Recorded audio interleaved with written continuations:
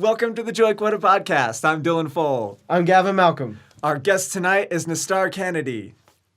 Yeah, she's absolutely amazing. She talks through her amazing trip to Brazil.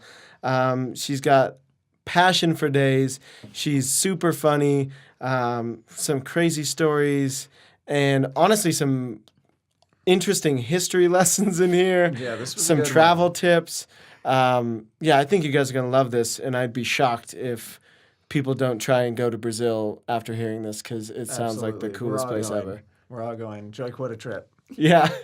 So enjoy. Here we go. So today's guest, we have Nestar. She's the best. I still can't pronounce your last name. Cannady. I always pronounce it weird. Well, that's because technically Cannady is my married name. So that's my ex-husband's last name. Oh. And I kept it because I'm more close to his mother, so that's her last name. I kept it. Is your maiden name even harder to pronounce? Elrod. My maiden name is Elrod. That's not a great. That's not a great. That's my Caucasian father. So my dad is white. Shout out to Pops. Yeah, shout out to Pops. It's the German side. So, That's hilarious. Yeah. Cool. So we have Nestar Cannady, You just have to cut that. she is one of our dear friends. We've known each other for a long time. We're really excited to have her on the podcast today. Tell us a little bit about yourself. Cool. I'm 30 years old. I'm from Denver, Colorado, born and raised. I am ridiculously passionate about travel to a sense that is maybe a little bit abnormal for an American. I have been to quite a few countries as an American, so I believe passionately in seeing the world but helping other people do the same. My goodness. I've been to maybe close to 30 countries. Wow. Not bad. So that's nothing in comparison to a European or an Australian, but I feel like for an American, that's pretty good. How many states have you been to? I've not been to that many states, which is I would much rather leave the country if I, to spend the money. If I was going to spend the money, I'd much rather leave than, to be in the States. So well, Europeans are cheating because they can just drive 10 minutes and then they're in a new country. That's why I asked the question, right? Because I've been to well over 20 states. Mm-hmm. So in Europe, that would be the same as being to 20 different countries. Maybe not quite, but yeah, it's definitely easy. With the train system, it's definitely in the Euro, and yeah, it's easy to kind of get around. And plus, once you get out of the United States, it's much easier to get out of the continent of if you're in Europe, it's much easier to get from Europe to Africa or Australia than it is to get from the United States to Australia or Africa. So once you get out, it's a lot less expensive, period. So makes sense. There's that too. So cool. I interrupted. I apologize. So you're passionate about travel. You love to help people do the same. I'm also passionate about being an entrepreneur, helping people do the same, own their life, in whatever capacity that looks like, figure out their purpose. So I always say I'm on a mission to empower people to live an extraordinary life through travel, community, and personal growth. And so I'm definitely still in the process of that myself, but nonetheless, I think, still in process, you can still absolutely empower people to start that journey just like I have. So I'm passionate about that too. Sweet. Yeah. Heck yeah. Well, We'll get back to Brazil story. Yeah, we sounds- started before we were recording, but yeah, she just got back from Brazil, and we're going to hear some great stories. Well, not just got back. just, No. yeah, No. okay. That's where I feel like the that's where journey began, the basically. passion for travel came from, right? Was that trip to Brazil? Well, yeah, that's really where it was lit on fire. So the first time I left the country, I was 12. I was nominated to go on a trip to Italy and Greece when I was in the 7th grade, and through EF Tours. So that was my first time leaving the country, period. And so that completely changed my life. And I had always dreamt of somehow, being able to continue doing that. So that, I think, is really where it started. Once you have that kind of experience. Especially at such a young age, right? Because I feel like that's where it matters so much is whatever makes like a huge impact on you when you're like a young teenager, I feel like is something that kind of lasts forever. Yeah. Like for us, it was bikes. Yeah. Yeah. Like I saw someone jump a bike, and I was like, that seems like fun. Yeah. You did something far more productive. You went to a different country and learned a culture. No, productive in what sense? Like, that's whatever, perspective. I mean, yeah, we've had lifelong friends and experiences Yeah. there. Yeah, that's totally. I mean, you get from traveling as well. It's two different things, and we've traveled all over the States for... That's super absolutely. true, yeah. Like, don't downplay your greatness and by any means. Ness, I would never downplay my own awesomeness. I was trying to lift you up. Oh, thank you. Yes, Gavin always does that. Shout out to Gavin.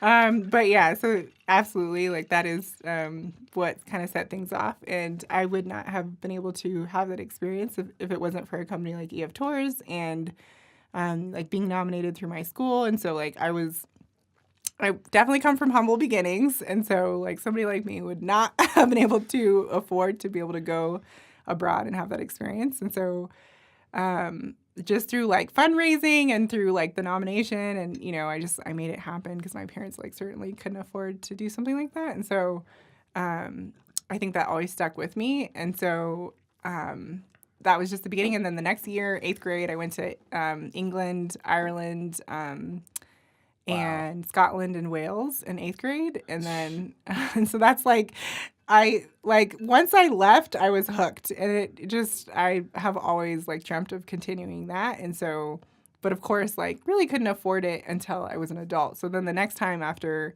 like those experiences with EF Tour and like, only because of that, like the next time I left the country, I was 18.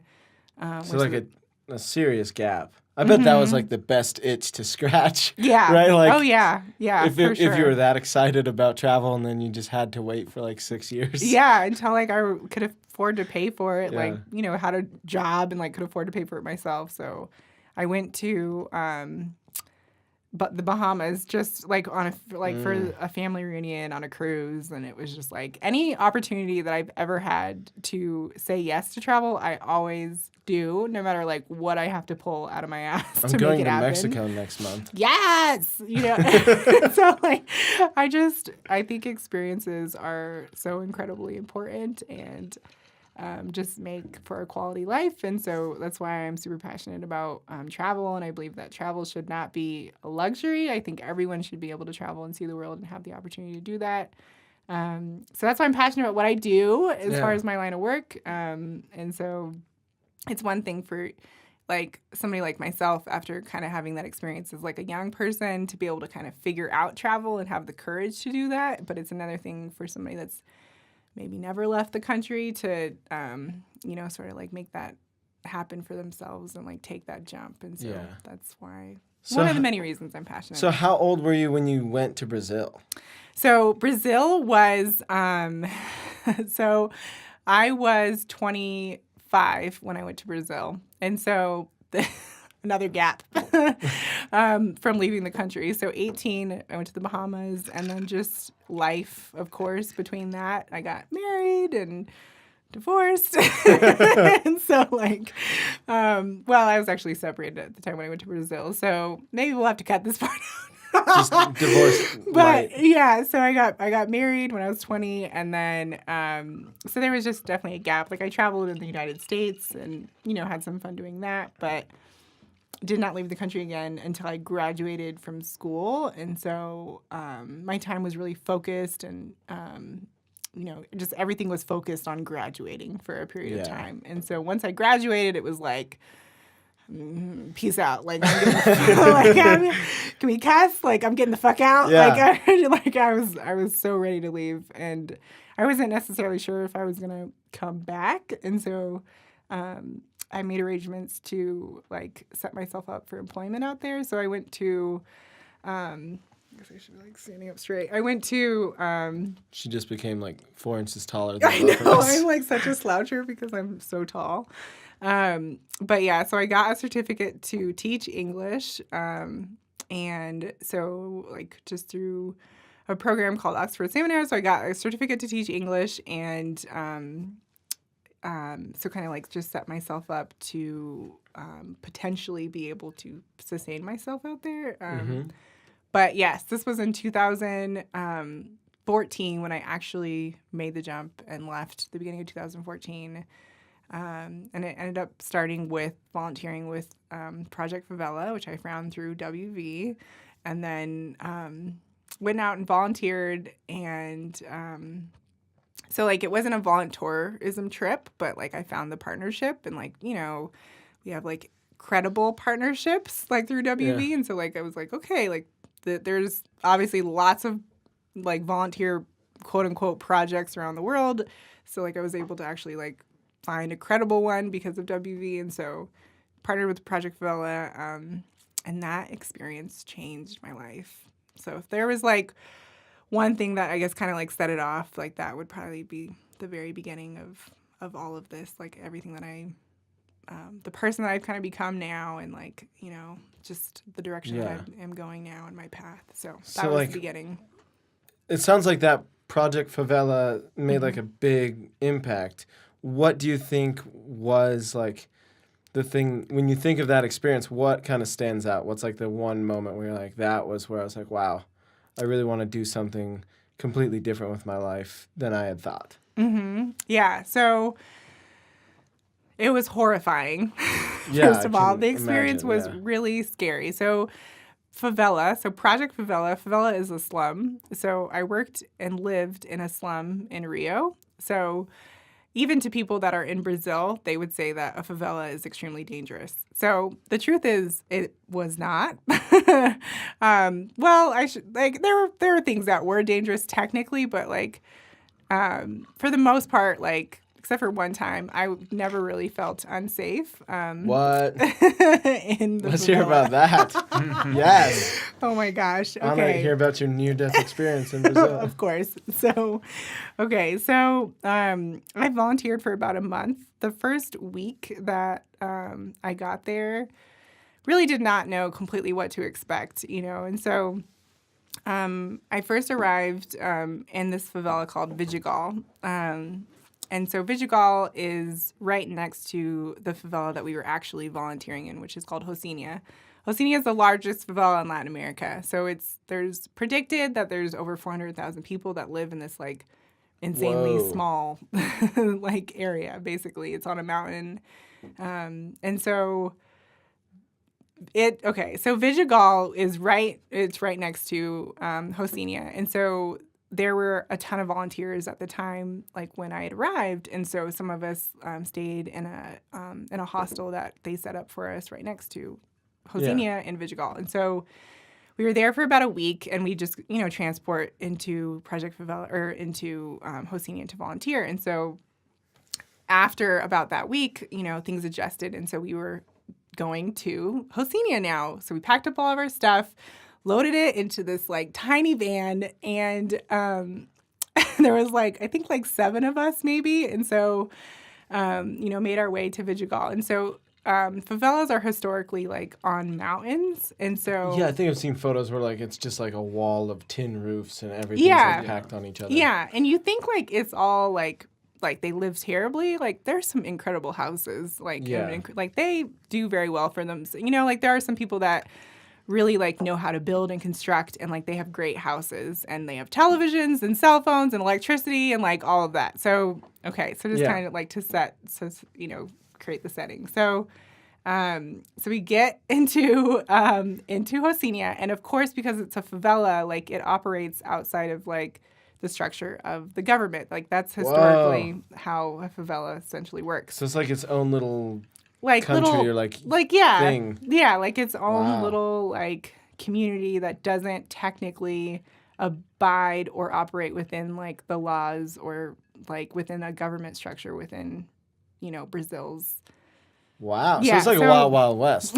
Technically. Okay, so I guess a little bit of... There's got to be some type of... Yeah, so let me give you a little background. So historically, the favelas were built on the hills because they... I'm giving you a really brief synopsis, but they brought in laborers into Rio to essentially, build and construct the city. And so they didn't provide them with housing, and so they, built their own housing and like where they could. And so nobody like knew how to, they didn't have the technology or the understanding of how to build safe infrastructure on the hills. And so these laborers did know, and they did it themselves and, figured it out and had makeshift housing. And so that's why like there are some properties that like are kind of unsafe, like in the favela, like that are on the hills and have to be like redone. But that's kind of like the history. And so typically favelas are like on hills. Mm-hmm. So, which is why like they're the best views and like why things are kind of like they're trying to,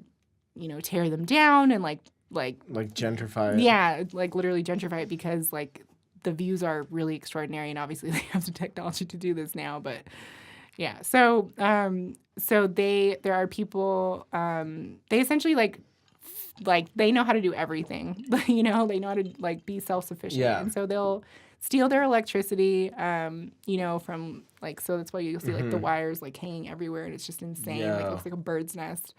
And so, yeah, they'll steal their electricity and their cable and like their internet, like all that kind of stuff. Like they just know how to do, be self-sufficient. So I'm losing track of like where I'm going with this story. So it's your first experience. So, yeah. You get into some shady situations. Yes. Okay, let's go back to that. So, okay. So the point was that there's not like roads that you can like just drive a car like through the favela. Like it's all like, it's like all built like really close together and it's like these little tiny like alleyways. Sometimes you have to like turn sideways to like get through the alleyway and like, oh wow.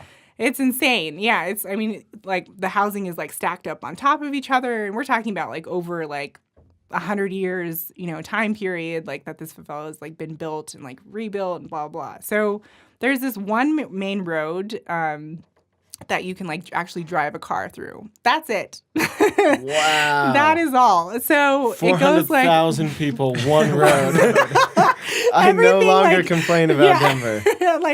It's just like this one main road. Jeez. And that is it. And so everything else, like you walk through and like, that's it. So the bus like brought us up to this one main road. And so we were staying in this area in Josenia called Trampoline. And so it's towards like the bottom, supposedly like a more safe area or whatever. And so, so we were unloading our bags, like getting out of the car, and like they're telling us where we're going to be staying and like, showing us and like directing us or whatever. So we start like making our way up to our apartment or whatever that we're staying in. And my bag is huge because I didn't know if I was going to come back to the United States ever again. And I had... you had like a candelabra and like all... I just had like a really dang big bag and it had wheels, but luckily. And I also had teaching material in there because, I got the teaching certificate when I was, going to plan on getting a job. And so... I was like rolling my bag up the hill, right? Because it's all on the damn hill. So like it's nothing but hills, all the way up. So rolling my bag up the hill and then all of a sudden like I hear shooting.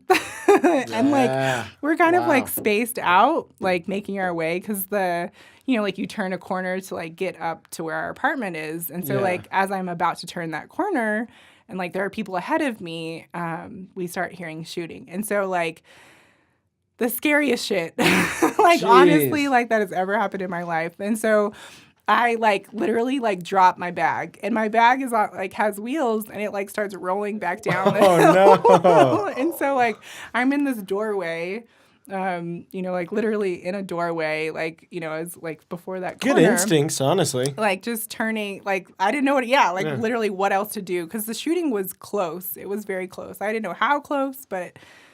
I mean, I've heard gunshots before. Like, it was close. So I just stay my ass in this, like, doorway literally for, like, 20 minutes. And so the shooting, like, does not stop, like, back and forth for, like, 20 minutes. And so it was truly insane. And so, like, finally, like, I, like, was so scared I could have pissed myself, like, literally. And, like, my bag, like, didn't roll all the way back down the hill, but, like, it rolled, like, a little bit of ways for me. And, like, I was, like, scared to go and, like, grab my bag. And, like, so I just, like, sat there. It went on for probably, like, 20 minutes, but I still sat there, like, for a good amount of time, like, after, in the doorway. And I was tempted to like bang on the door and like see if I could like go in their house and like you know what I mean? I need to use the bathroom. Yeah, like literally. And so so it eventually stops, and I like get my bag and like like make my way like back up to like where the apartment is, and like everybody is like freaked out, like all the volunteers are freaked out and yada yada. And so I like freaking call Scott. So the guy, let me not like say names. Maybe I shouldn't say names, but okay. So shout out to Scott. That's definitely a real name. So the guy that owns the or started Project Favela is actually from Colorado, which is like super crazy. And so, he's from Colorado, and he just so happens to not be in town when this happens. And so I haven't met him yet, because he just happened to be back in Colorado. And so, or like wherever he was. Yeah. And so I call him. I'm like cussing his ass out. Like, what are you talking about? Like, you said this was safe. Like, oh, this is not safe. Like, there was a shooting and it was like for 20 minutes and blah, blah, blah. Like, I was freaking out. And so, because it's like, what have I gotten myself into, And so he's like, you're fine. Like, he's totally like a Gavin, like nonchalant, like no big deal. Like, everything is all good. Like, you're fine. Like, you didn't get shot. Yeah, that was the first thing I was thinking is like if I was him, I'd be like, did you get shot? Yeah. Then you're safe. He's like telling me about like how his son like runs around in this favela, and like like his son is young, and like he was like telling me like all these things to calm me down. So it turns out that was one of the worst. Actually, a muffler shop. It was just a car backfiring. No. Yeah. But so it turns out that just so happened to be like one of the worst shootings that they'd had in like 5 years. Oh wow! Like it was just a weird fluke. We just so happened to show up at a time when it was like a really bad shooting. But yes, like there are shootings like that go on in the favela still, because it's in the process of like it's pacified, but like there's still some issues, Any place going through that amount of like growth and change is gonna have some uprest, especially in a place where like you said there isn't any like real laws. It's just kind of law of the jungle. It's it's transitioning into that, and there are favelas that are totally pacified, like Santa Marta, like where if you like Google like favela in Rio, like there's like a picture of Santa Marta. Like that's the first thing that pops up. Totally safe place. And there's favelas that are like completely not pacified at all. And so like haven't even started the process. Like this is of course in 2014, so I'm not, really sure how far all that has come, especially like this is pre-Olympics and like technically pre World Cup too. Yeah. I did 2014 was when the World Cup, but this was like right before the World Cup. Yeah, so that was actually like a really interesting time period. Randomly come across like wormholes on the internet where I just accidentally found myself for like 45 minutes learning about like all the weird like economic differences that happen because of World Cup and the Olympics. But to talk about something more interesting. Yes. Well, I want. Oh my gosh! I just finished telling you. So, like, what's the moment that really? Well, before like we go, so like it turns out that I had two friends. Oh, it gets better. It gets better. I had two friends that were down at like there's like these lunchos. They're called lunchos, or they're like that's my favorite word. Yeah. What does that mean?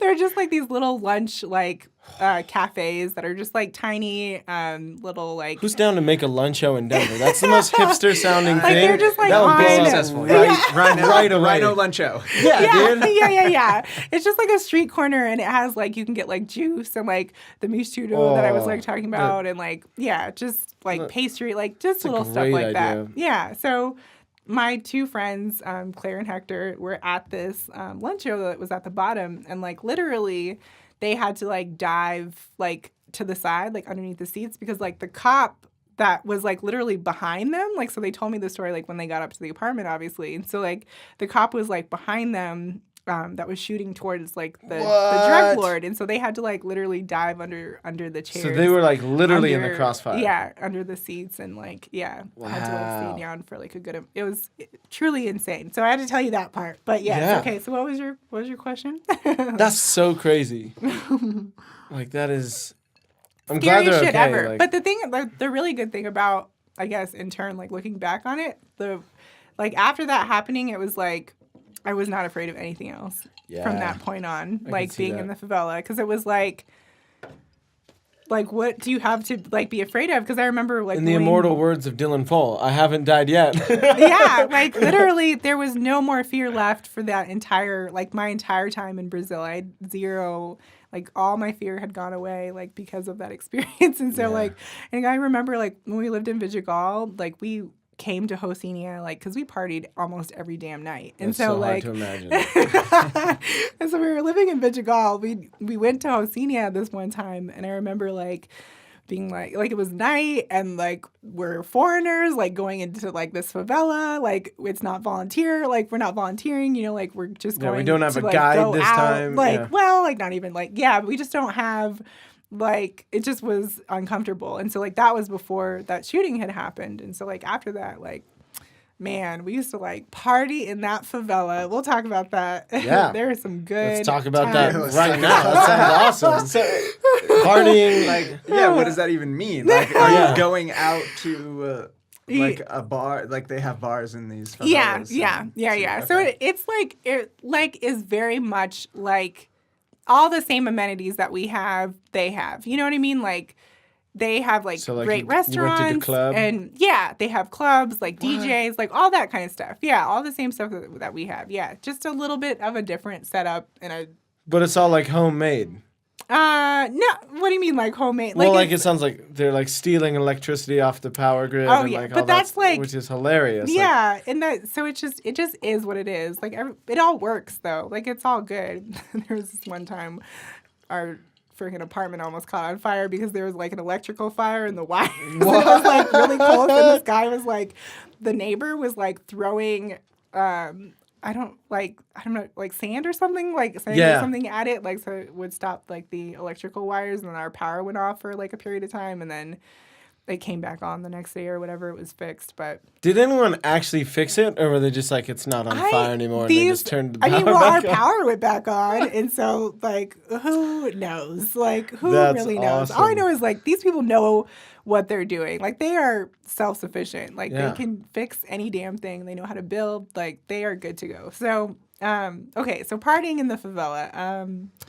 My goodness. So so the people that I volunteered with were from all over the world, right? Like a lot of people from Europe, London specifically, like Switzerland, but really just all over the world. Like there was a girl from Mexico, a girl from Africa, just like people literally from all over the world. And so a lot of us were young, with the exception of like a couple people, but mostly everyone was like under the age of like 26, about like 18 mid-20s to 26. Yeah, but there were definitely some 19, 18-year-olds. Oh, so wow.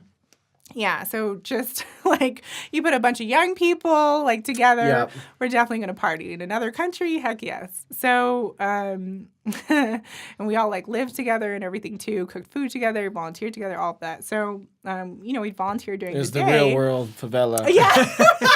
Yeah, exactly. Is that? I don't know if we should for sure. Yeah. It was a little wrong. So we absolutely partied. Like, so we'd volunteer in the day, party at night, and that was just like an everyday thing. And there's so many different places in Rio to party, but absolutely, as we got more comfortable, we definitely like partied in the favela itself a lot more. And so there's this thing called Baila Funk. I'm already a fan. It's my favorite thing in the world. It's one of my most favorite memories. So, so we would party mostly outside of the favela, just kind of like trying to experience Rio in general. And so this one time, so we went to this club called Pride Club, which means beach. And so coming back from Pride Club, like, because the clubs like close at like 6 o'clock in the morning, or they just go on to whenever. And so, other countries are doing it right. Yeah. Denver's like, whoa, guys, it's midnight. Yeah. The craft beer brewery needs to shut down. Yeah. Exactly. Men with beards have work tomorrow. Yeah. Craft beer is like 10 p.m. Yeah, right? Yeah, exactly. Although, if they were open till 6, I think we'd just all die. Yeah, I don't know if I can handle know. that, to be honest. And like I can't imagine like the people that work at those places. Like, what is their life like? Yeah, you know? our culture isn't set up for it. Yeah, in a lot of ways. But so we like left Pride Club probably like around 4 o'clock in the morning or something Wow. like that. Like who knows? And so get back to the favela. And the party is like popping. Like it is like like it is 1,000 times more fun like walking up into the favela than like the club ever was, or any club that we'd ever been to, period. So like the whole favela was just like, you guys, let's party. Well, you have to understand like the favela is huge. Like it's freaking massive. Or like the whole neighborhood was like party. Yeah. Okay. The like they call it barrio. Yeah, so that means like neighborhood, like your area, but so we walk into the favela, like, so again, this like one main road, right, that they have. And so there's like some bars that are kind of like at the bottom. This area is called Trampoline. And so walking to the favela, everyone like has, like, these people work hard. So they have like they have decent, like pretty nice cars. And they have like subwoofers, like all that kind of stuff, like trunks open, like blasting music. Just a real Fast and Furious vibe. Yeah. Yeah, like literally. And so, everyone is just like around, like there's not like, no one's like driving like through like this main road because everyone's just like in the street, like partying. And so all these different cars like parked on the side with like their woofers, just like whatever, the sound system bumping. And like just drinking and like, just like out and just dancing. And so a lot of people in the favela, they don't necessarily like go out to like the clubs to party necessarily, because like you can just stay in the favela. It's obviously like they don't have like the money like that to like be going and paying like a ridiculous amount at a nice club, and they purposely make those clubs expensive so that people from the favelas like don't go and party there. And so, but it's just they create their own thing, like it's way more fun. So they have like these like, I remember like it was yesterday, like these like dance steps, like these like dance routines that like everyone freaking knows. And it's just like the coolest thing ever. And I was like, trying my hardest to like learn. Just a straight up step competition happening in the streets. Well, like that, but like it's just like this like step, like because like the beat, like because it's baile funk, and so it's because funk music, like Brazilian funk.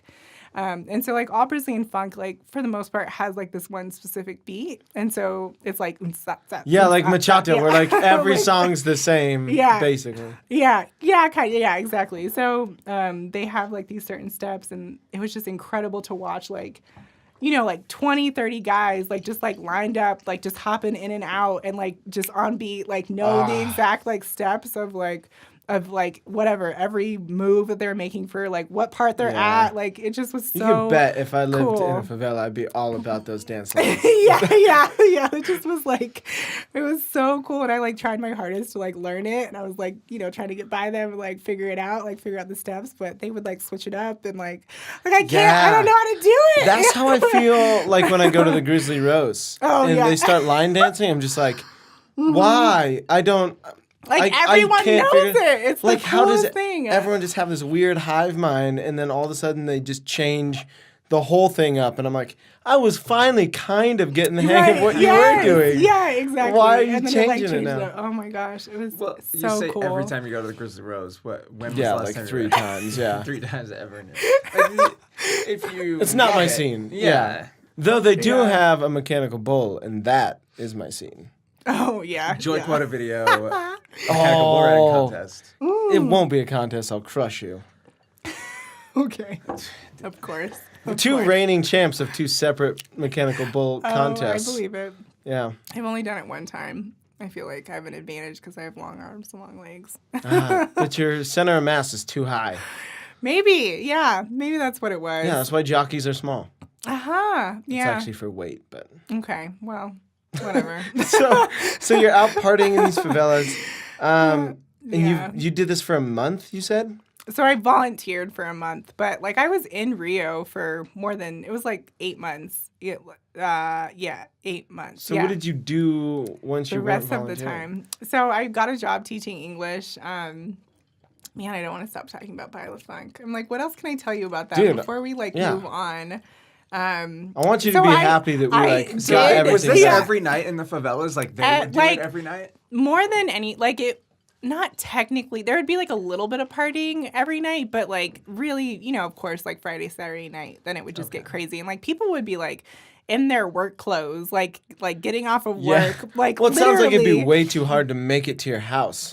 Like, dude, if I go all the way up the hill and change, it's 3 hours before I make it back. Like, especially the guys. Like, so they always, like, had these, like, rubber boots. Like, the people that worked in construction, they'd have, like, these rubber boots. Yeah, so they would them just, like, in the idea, like, in the line, like in their rubber boots. And, like, in their construction gear, like, just getting it. And it was just so cool. But I did, I was, like, trying to, like, dance or whatever, learn the dance. And then I ended up just, like hopping in and like doing my own thing or whatever, and so like was that frowned upon? Was like no, like they were like wow, like she like obviously she's not from here. Like she can dance, but she's not doing the right dance. She can dance, but like she doesn't dance like we dance. You know what I mean? And so like I just hopped in and like did my own thing, and like my friends were like on the side like what? Like, what are you doing? Like, get out of, like, what are you doing? And I was just, like, in there. Just, no one's going to stop Nestar from dancing. It's impossible. It was so much fun. It's, like, one of my most favorite memories was just, like,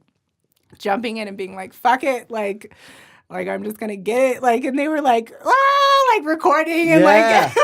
Yes. It was so good. But I feel like that's, like, where joy is, right? Like, all of your friends missed out on this awesome experience of, like what? Being embarrassed and uncomfortable is where, like, all of the fun stuff in life is. Like, if you think of, like... Well, but I don't even think it's fair to say embarrassed, because you weren't embarrassed. Not at all. Yeah, or like just maybe I know I can dance. I know I can dance. Like, I just don't dance like them. And so it just was different. And they immediately knew, like, okay, like, obviously she's not from here. Like, the way she looks, the way she dances, the way she dresses. But in that moment, you probably didn't give a shit. No. Yeah, maybe embarrassed is the wrong word, but, like, it's totally a situation where you could have chosen to have been embarrassed. Yeah. Like, your friends chose to be embarrassed, and so they, like, didn't even hop in. Yeah, and you were just like, no, I'm going to go, like... I know this will make my heart happy. Like, this is what my soul needs, is to go get in on this baila funk and get crazy. Like, just like go for it. It makes me really want to go to Brazil, just knowing that they have a thing called baila funk. I can promise you all day tomorrow at work, I'm just going to be stepping around the house. I'll send you some Brazilian music. Oh, please. Yeah, I definitely will. But I feel like it might be a little different experience for us. It might take us a little bit longer to whatever. They would love you guys. Dude, Nessa's seen me dance. Yeah, they would love you guys because I'm totally like down. They seriously would, because like you're not from there, and so it's something new and different. Like they can tell that you're not from there, you know, and so they're just like, yes, like what? Like Brazilians are so gregarious, and they're so much fun, and like, yeah, I mean, they love like. They just love people, and they love life, and great use of the word gregarious, by the way. Proud of you. Okay. Been reading the dictionary? Whatever, Kevin. That's like the best word to describe a Brazilian. But no, like they would totally accept you, and they would be excited. Like, as long as you're not like trying to like do them harm or like whatever, like you want to have fun, they're having fun, like they will accept you. Nothing would make me happier than like I get into the middle of this line and just start doing my own thing, and it like breaks up the whole thing, and they're just like, what is going on? And everyone starts laughing. I'd be like, I've done my job. Yeah, like I'm not here to be cool. I'm here to make friends. Like, yeah, completely. We partied so damn hard like that entire month that I got completely sick and I had to go to the hospital. Like it would be like every single. You went to the hospital in Brazil? Yeah, from partying. I made friends with my doctor. Jeez. Yeah, like I had his phone number. So like he gave me his phone number. Like it wasn't like that. It really wasn't. It might have been. It really wasn't. Honestly, it wasn't. That's how Brazilians are. Like you think that it might have been, but that's a Brazilian thing. So I can relate. Yeah. That's awesome. Yeah. Like, so we like lived in the, in the apartment with all these people, on bunk beds, and like, we'd like wake up pretty early in the morning to go and volunteer at, like, after like going to bed at like 7:00, wake up at 9:00, like, do it all over again. Like it was just crazy. And like, we didn't have air conditioning in our, apartment. And so like, obviously like summers and winters are opposite, you know, it's the Southern Hemisphere. And so I came from Colorado, like, you know, end of December, basically went straight to like, you know, like really hot weather. Yeah. And we just didn't have air conditioning and like just partying every night, obviously drinking. And so I got super sick, went to the hospital, like, yeah. And then like literally, what was their prescription? Less alcohol, more sleep. Yeah, no, it's like not even, because like the Brazilians do that. Like that's was how the they prescription live, on the you know pad what I was mean? like, don't suck at partying, and he just gave that back to you. Like, literally, he told me to go swim in the ocean. That's what he like. Literally, that's what he said. He was like, that's the kind of medicine I can get behind. Yeah, like you just need to go and swim in the ocean and you'll be fine. And I did, and I was. That's really like literally what happened. Shout out to the ocean. Shout out to the ocean. Like you just need to get like all. acclimated, and like for whatever reason the ocean does that to you. Yeah, so. I'm really excited for To Mexico 2 hours for of all sleep a that. night. Just I don't know, like The ocean is more powerful than I realized. Yeah, dude. I don't know, but it worked. It definitely worked. That's So awesome. So how far from the ocean were you? we're right by it. Like Oh, so it's like, beach club. Like, yeah. Well, yeah. I mean, it's it obviously wasn't on the Private Club beach. was like kind of far away actually from Josenia, but Josenia is like I don't even know how to really explain it, but it's pretty much like maybe a 10-minute walk to the beach, and there's like this area called San Cojado, which is like a very wealthy neighborhood that sits really like literally right by the favela, and so you have like these It's two like in neighborhoods between the ocean and the favela. Well, no, it's like here's the coast is here, and it's just they're just right next to each other, okay. and they're both like basically right in front of, right in front of the ocean. So, Okay. Yeah, so there was the Josenia surf school that we taught English at the Josenia surf school, so that's how I learned how to surf and like. I didn't know you could surf. Yeah, yes, I learned how to surf when I was in Brazil. Yeah. Dylan can surf. Have you tried the river surfing here in Colorado? No. They set up like a wedge inside the river to make like a curl, and then you have to jump into the water, and it's like an everlasting wave. So you can like, if you're good at it, you can surf for like minutes. But is it like, oh, you said minutes. Is it like are there like rocks like right beneath? Like what it like? No, I haven't done it. Yeah, I mean it is the river, but Okay. they carved out the bottom, and it's like in this one spot where you surf, it is pretty cleared. Okay. Okay. You can. It's still only 3 feet deep, so you can kind of like, but you don't. Like yeah, you're good. It's relatively not, safe. Yeah. Okay. Relatively safe in the words of Dylan. Yeah. That's another level. I'm not really sure about. No, lots of people do it. Okay. Yeah. It's like literally designed for it. Yeah. Okay. It's 100% meant for it. I want to try it. Okay. Yeah. Okay. Cool. I want to try it. No, we got some Yes. boards. Yeah, that'll be fun. All this right, summer. dude. Another contest. do I that. can't surf Let's at all. do She that. can. We should See who's the literally best. do that. Dylan will probably be the best. It seems very hard. Where's your favorite place that you've ever surfed before? I haven't surfed that many places. Wow. Denver skate park. Yeah. Link to video here. We surfed Denver skate park. I'm pretty. I like 2 waves in my life stand out really well. There was one. It was like a storm surge in Huntington when I was living out there. Oh wow. That was like, I mean, it was massive to me, but I'm a kid from Colorado, so it was maybe like a 5-foot wave, but it was the biggest wave I ever caught at the time. That's still a pretty good size wave. Yeah. And like we had worked so hard to get out there. I think it was Alex and I were out there. Shout out to Alex Landeros. Yeah, the man, the legend. Yeah. And yeah, I paddled and caught this massive wave, and it was the fastest I'd ever gone on a surfboard, and it was, Man. it lasted 5 seconds or whatever. Well, but you had to stand up, like you rode it a little bit. Yeah, Exactly, that's like the best yeah. feeling. But yeah, my favorite place I think that I've ever surfed is North Carolina, the outer shore. That's like truly the best in the United States for sure. No kidding. That's like when we went to North Carolina, like I made it a point to get out there and like. Oh, that wasn't even that long ago. Yeah, Cool. because I really like you're probably better than me because I mean I learned how to surf obviously like in Rio, like got to do it for a good amount of time, like surfed in Baja de Tijuca. Shout out to that amazing place. And so yeah, like I got a decent amount of experience like out there, but like it's been all this time basically. Like I think I surfed one time in Florida, but besides that, like it's been like 4 years. It seems like the coolest feeling. It totally is, and it is one of those things though that if you can't do it every day, it's so hard to pick back up. Yeah, it is. If you don't use it, you lose it. Mm-hmm. So what's the biggest wave you surfed? Biggest wave? I don't know. He made it to a 5 foot wave. Yeah, I don't know if I would say I've surfed. Biggest doesn't mean best. It was just that was like one that sticks out in my mind. Then there was another one in Nicaragua. I've never been to Nicaragua. Oh, Nicaragua was really cool actually. Okay. For a traveler, I highly recommend Link to that video.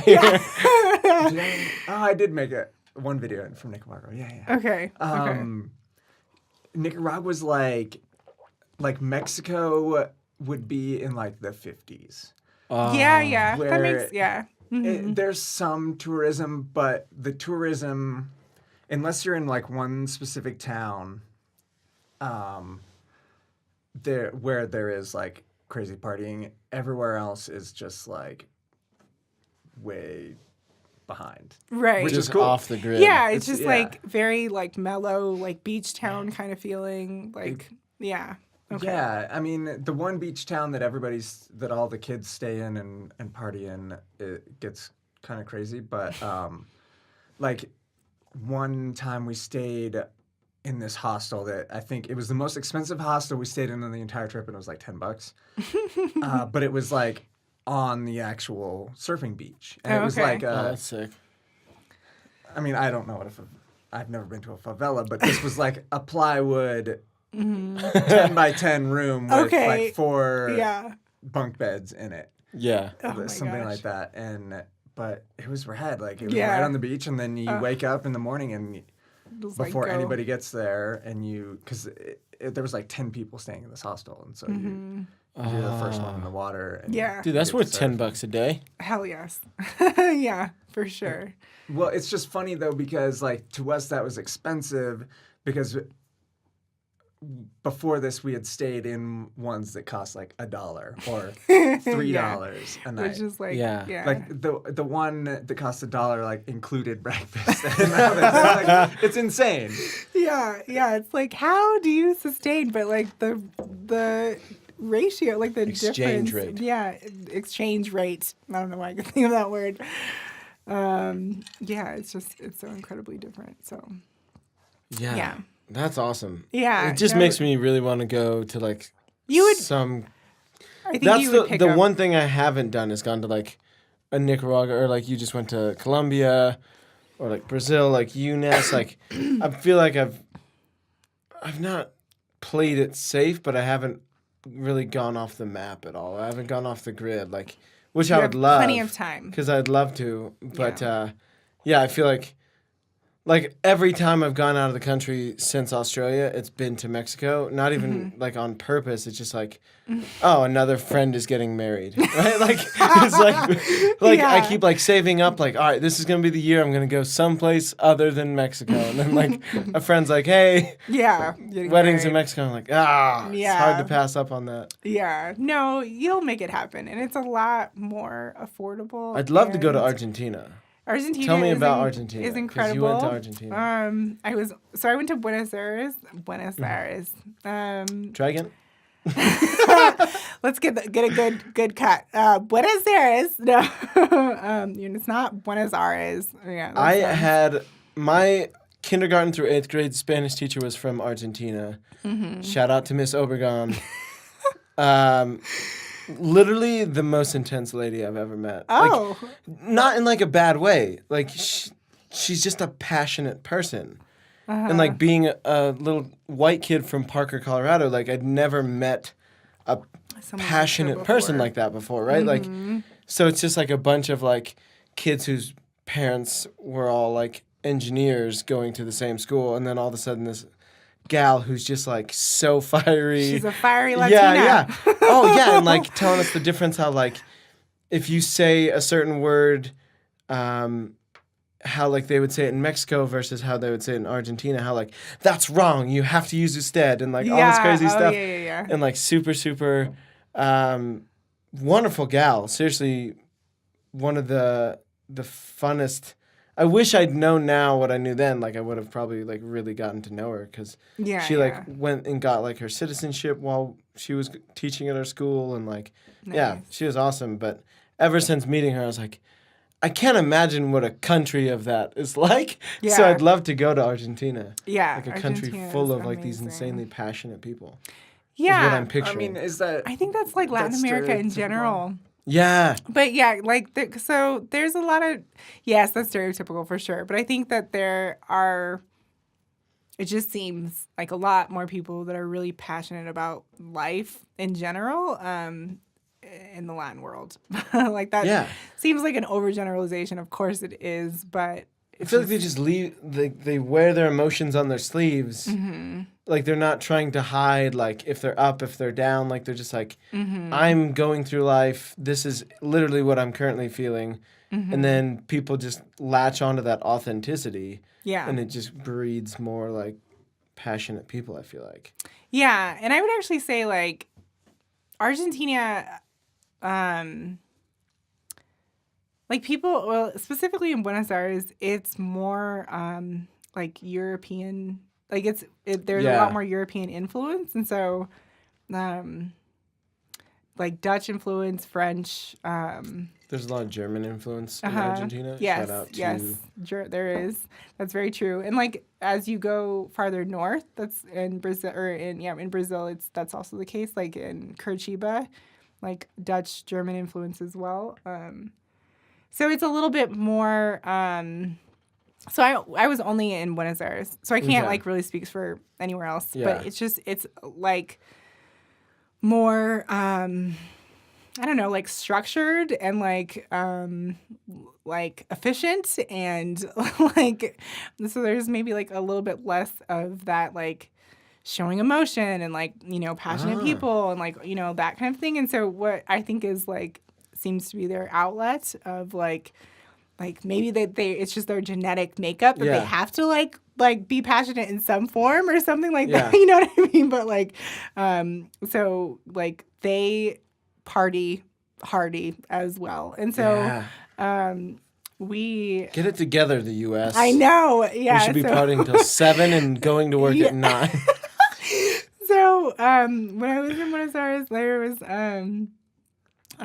we went to like some tango clubs, which are just incredible. And of course, you probably heard like the stereotype of like they'll start eating dinner at like 9 o'clock and like like super late at night. My friend lived in Amsterdam, and he was like, the workday starts at like 10:30 a.m. Right? Yeah. Like they just you stay up till 6, but like you don't wake up till like 10. Yeah. Like exactly. It's a way different. Yeah. Well, I heard that for Europe, but I didn't know that for... Yes, that is absolutely... yes, it's basically like anywhere that isn't the U.S. or Canada.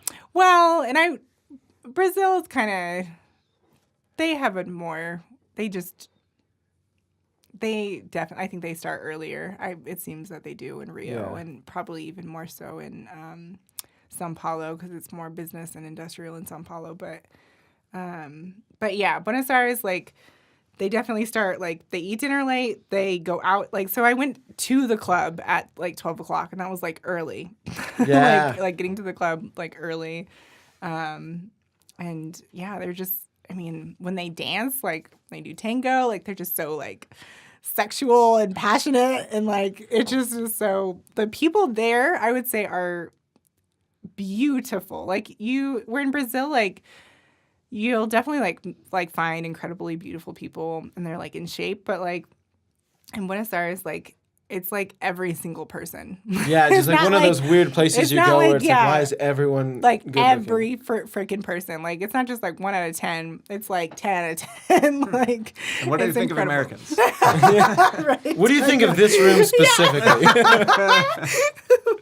I should probably say. Yeah. Let me just drink a little bit more. No, I was kidding. I know.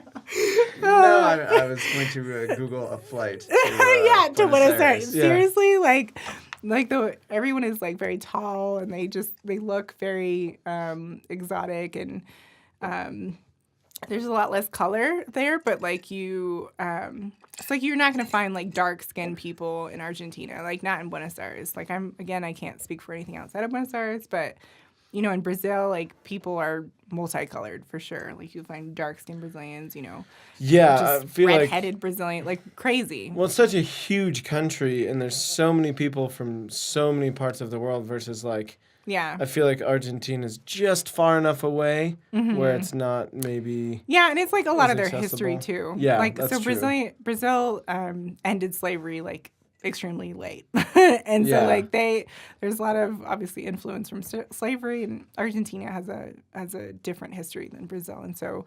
Yeah, like they that's were a just whole nother conversation, elegantly dancing around. Yeah, that's a whole nother conversation. Shout out to World War II. Yeah. So. Yeah, they just have a very different history. Wait, what do you mean? You don't know I this? don't know that. I don't know. So after World War II, a bunch of real bad people from Germany all fled to Argentina. That's why there's like heavy German influence That's one of the sections of like you can go to certain towns in Argentina and it literally looks like someone just like cut and paste a town from Germany into it.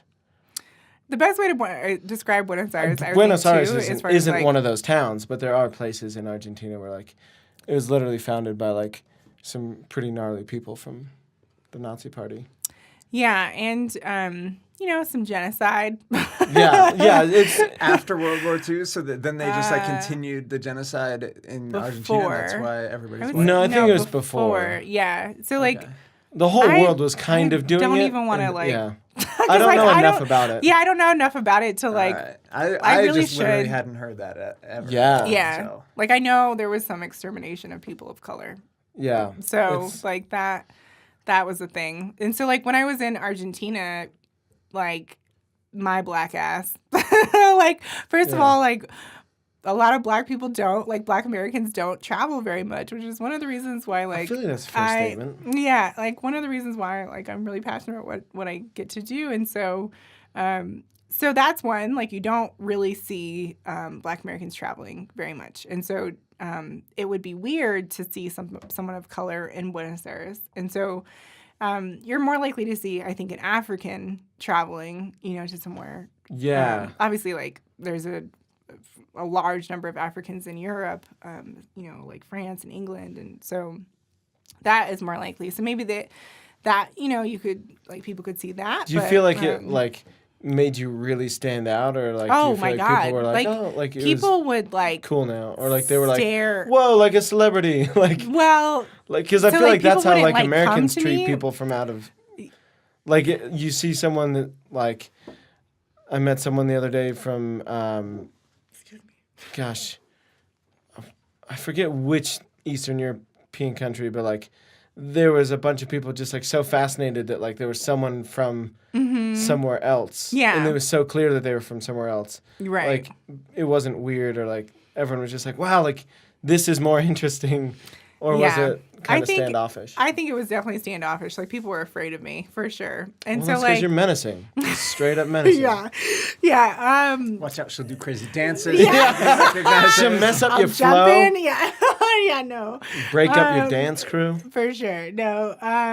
So I think like, so when I went to Brazil, one of the first things that I did, like within like the first, like, I think like 3 weeks or like month that I was there, I dyed my hair. Like I dyed my hair. What color did you dye your hair? Like reddish kind of. And so like it was like a Lil Yachty?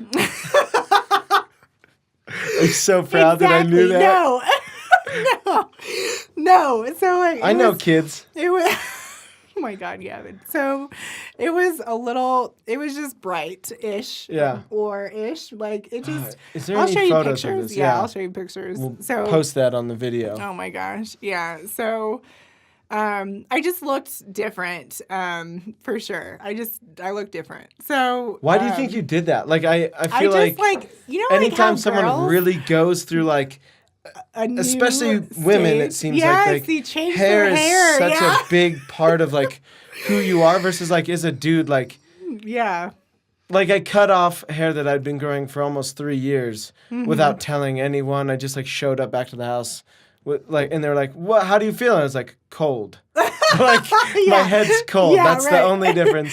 Right. I feel like that was probably like Did we indicative even of notice something at else. first? Like, Yeah. yeah, dude. Dude, some people genuinely Check out this. didn't recognize Oh, me. wow. Yeah. Which is funny. Yeah. I don't know what it is about, like, I did, like, go through, like, a pretty significant change. And so, like... What do you think that was? I had been married, I was married for 7 years, technically, in that relationship for 11 years. It was my high school sweetheart. Got married when I was 20. And so, like, I definitely, like, lost myself in that relationship because I didn't have a clue, like what it's or easy who to do. I was, Yeah.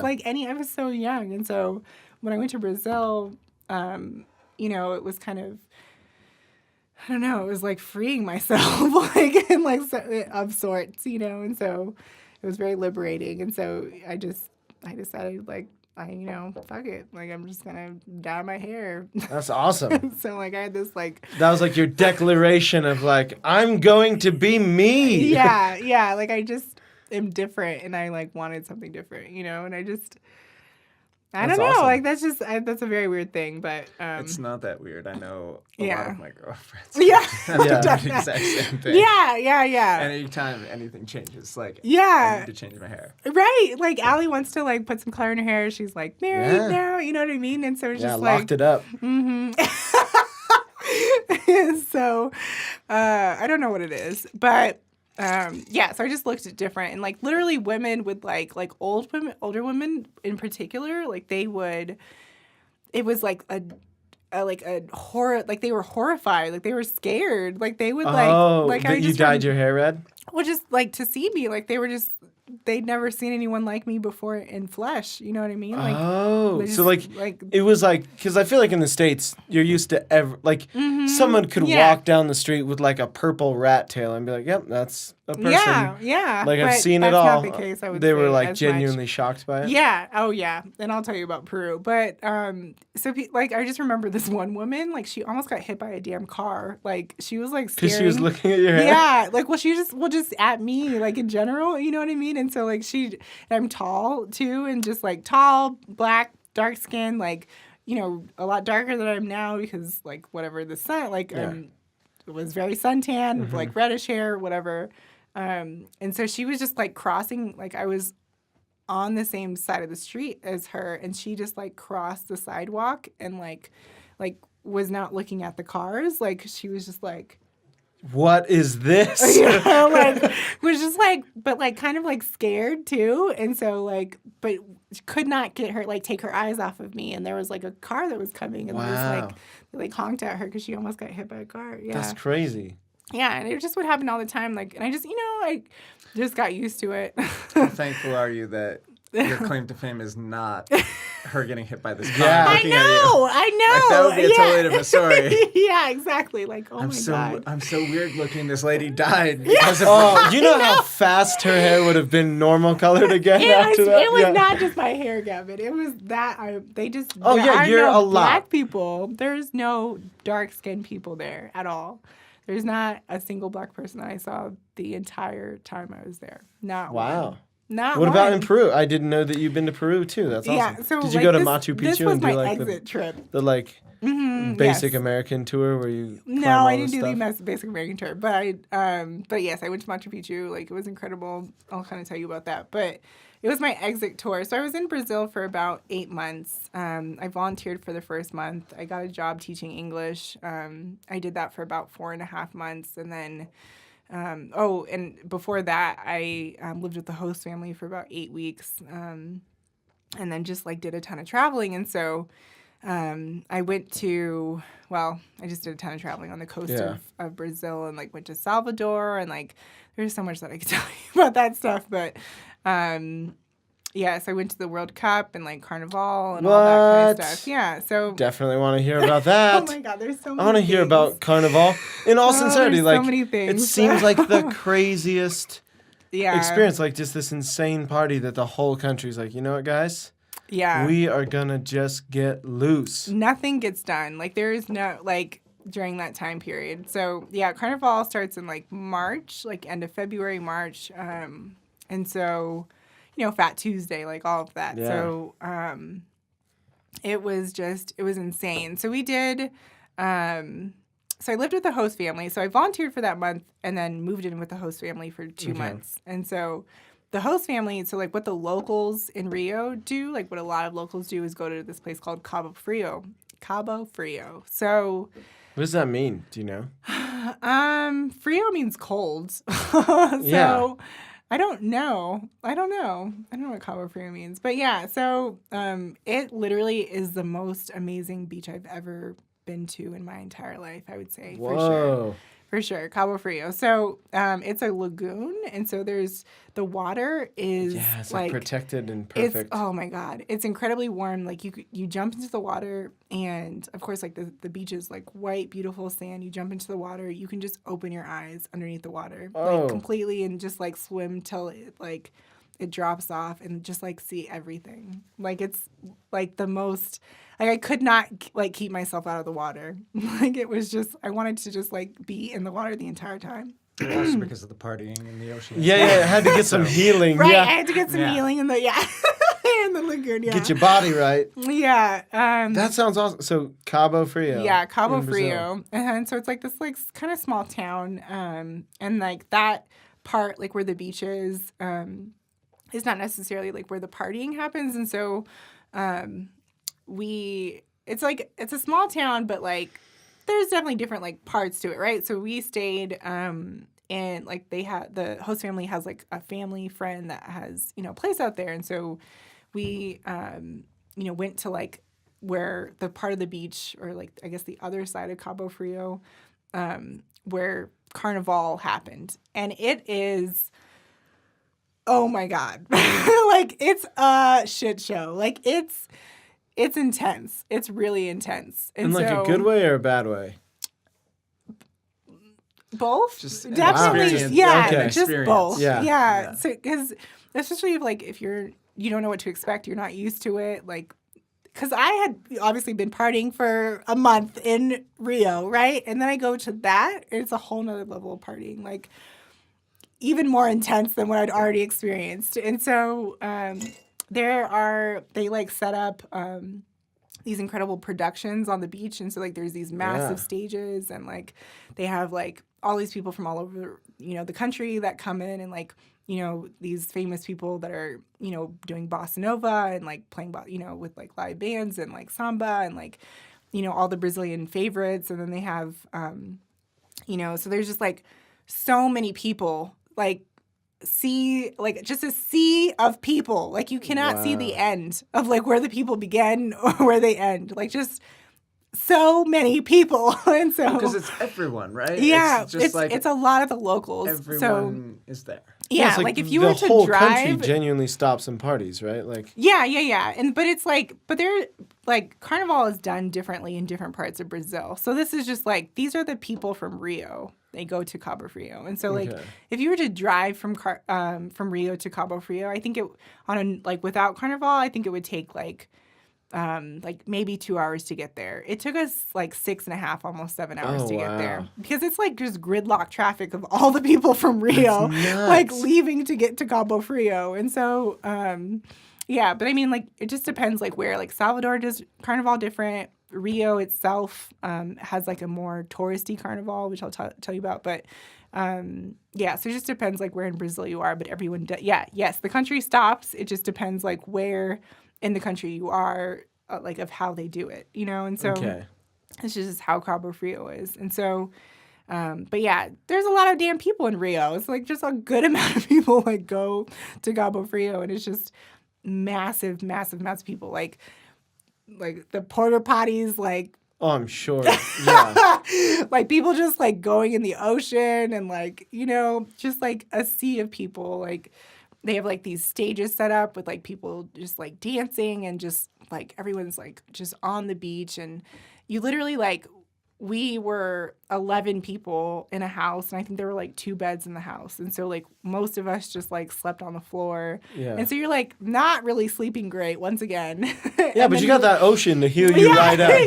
Yeah, the ocean that everyone like pisses or whatever into, like because there's not like public. Like, I feel like that's fair. Like, yeah, it's crazy. And so like yeah, we wake up at like 11 o'clock, party until like literally start partying at like 11 o'clock, like go to the beach. Like the party would already have been started, you know, like you're getting drinks, you're drinking, yeah, I like, feel the like it just entire almost time. never ends. Mm-hmm. Literally, like Carnival is like a month of partying. It's just like again, the U.S.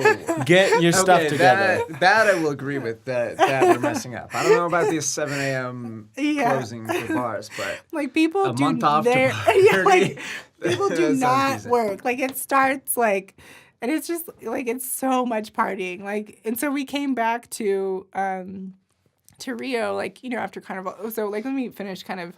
So you know, there's the parades, like, so it's called barrio, right? And so like it started historically because like each neighborhood is like representing themselves. And so in Cabo Frio you have like these like big buses, and they are just like people on the buses. Yeah, they do like floats and stuff. Well, right? yeah. And so like specifically I'll tell you about Rio, but in Cabo Frio it's more like low budget. I don't know. Okay. Like they're I'm all just like for it, yeah. they're just like on buses, and they're all like dressed up, and the buses are like decked out, and like, you know, like whatever stuff hanging from them, and they're like, you know, throwing whatever. And so it's more like that. And so then I still wanted to experience like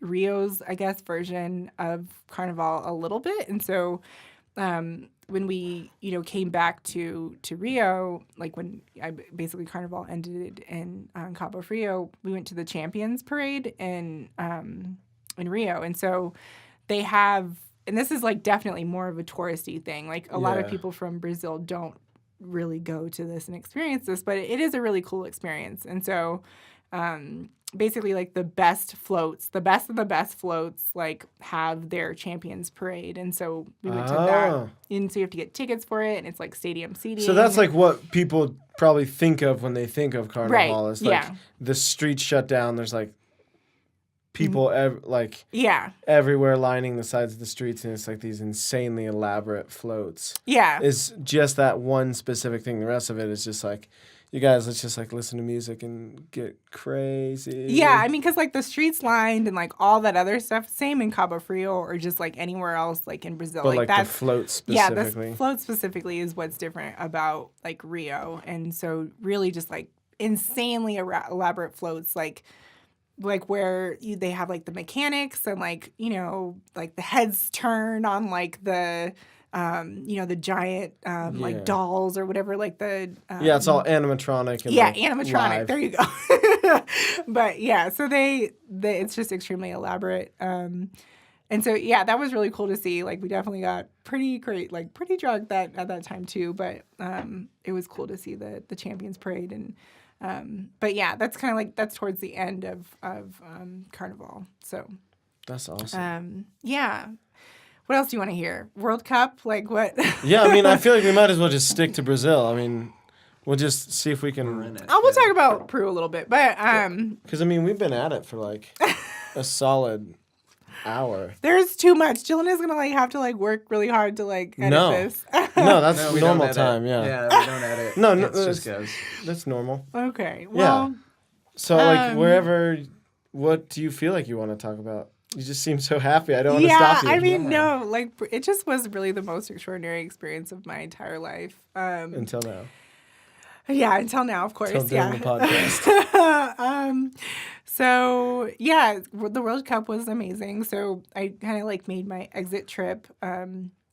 So that was, you know, that's Carnival, which is like February, March, and then lived with the host family.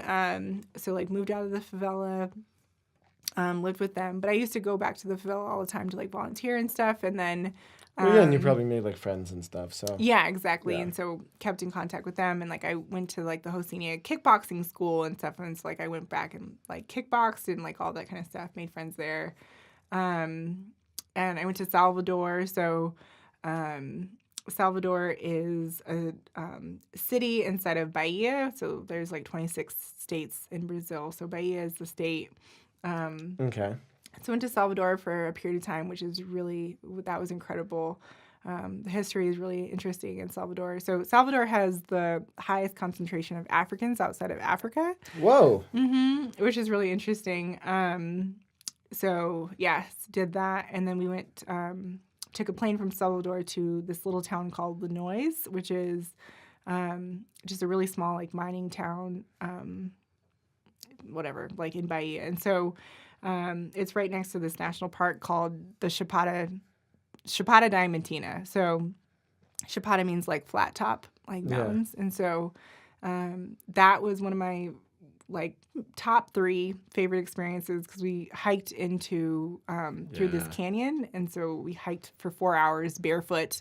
What? Yeah, through this canyon and saw this incredible waterfall, which was like literally breathtaking, like so incredible that so like you get like the power of the waterfall, like you get close to the waterfall and it literally takes your breath away because it's so the force of like it you can is like so feel it in the yeah, ground. like you and, can like, it's yeah. like hard to breathe. Like you get close to it and it's like like it just Yeah, because I'm really sure incredible. every like animal instinct in you is just like get away from this thing. Yeah, no, and but like we had a guide. His name was Guido. Shout out to Guido.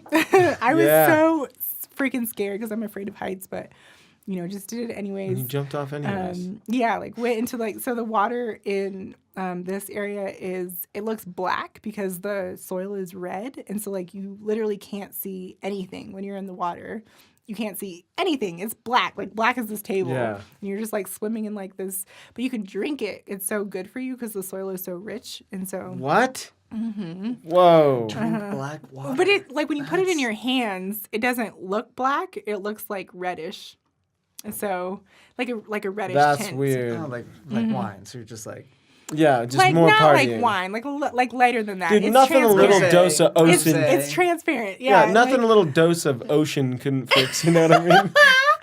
this is better than that. Yeah. And so whoa, like, okay. So this is like next level. If ocean doesn't cure you, you write yeah, the prescription you need to get for the red Ocean, water. Yeah. ocean is like the generic, and then this Yeah. weird black water is They get, you name want the good brand. shit. You gotta Yeah, go to you gotta get the waterfall. Yeah, yeah, it's- yeah, that was an incredible experience. And like, I just remember like after I was so scared, like hiking up into it because I'm afraid of heights. And so like, I remember after the waterfall and like getting to the top of the canyon, there was just this moment where I just like had so much peace. Like, I just don't even know how to explain it. It was just like, I was looking around and it was like the sun was setting and it was just like this incredible meadow and the canyon was behind us. And it was just like I just did it. Like I freaking did it. I was scared, but I did it anyways. And there was just like this incredible peace. So that was a really great memory.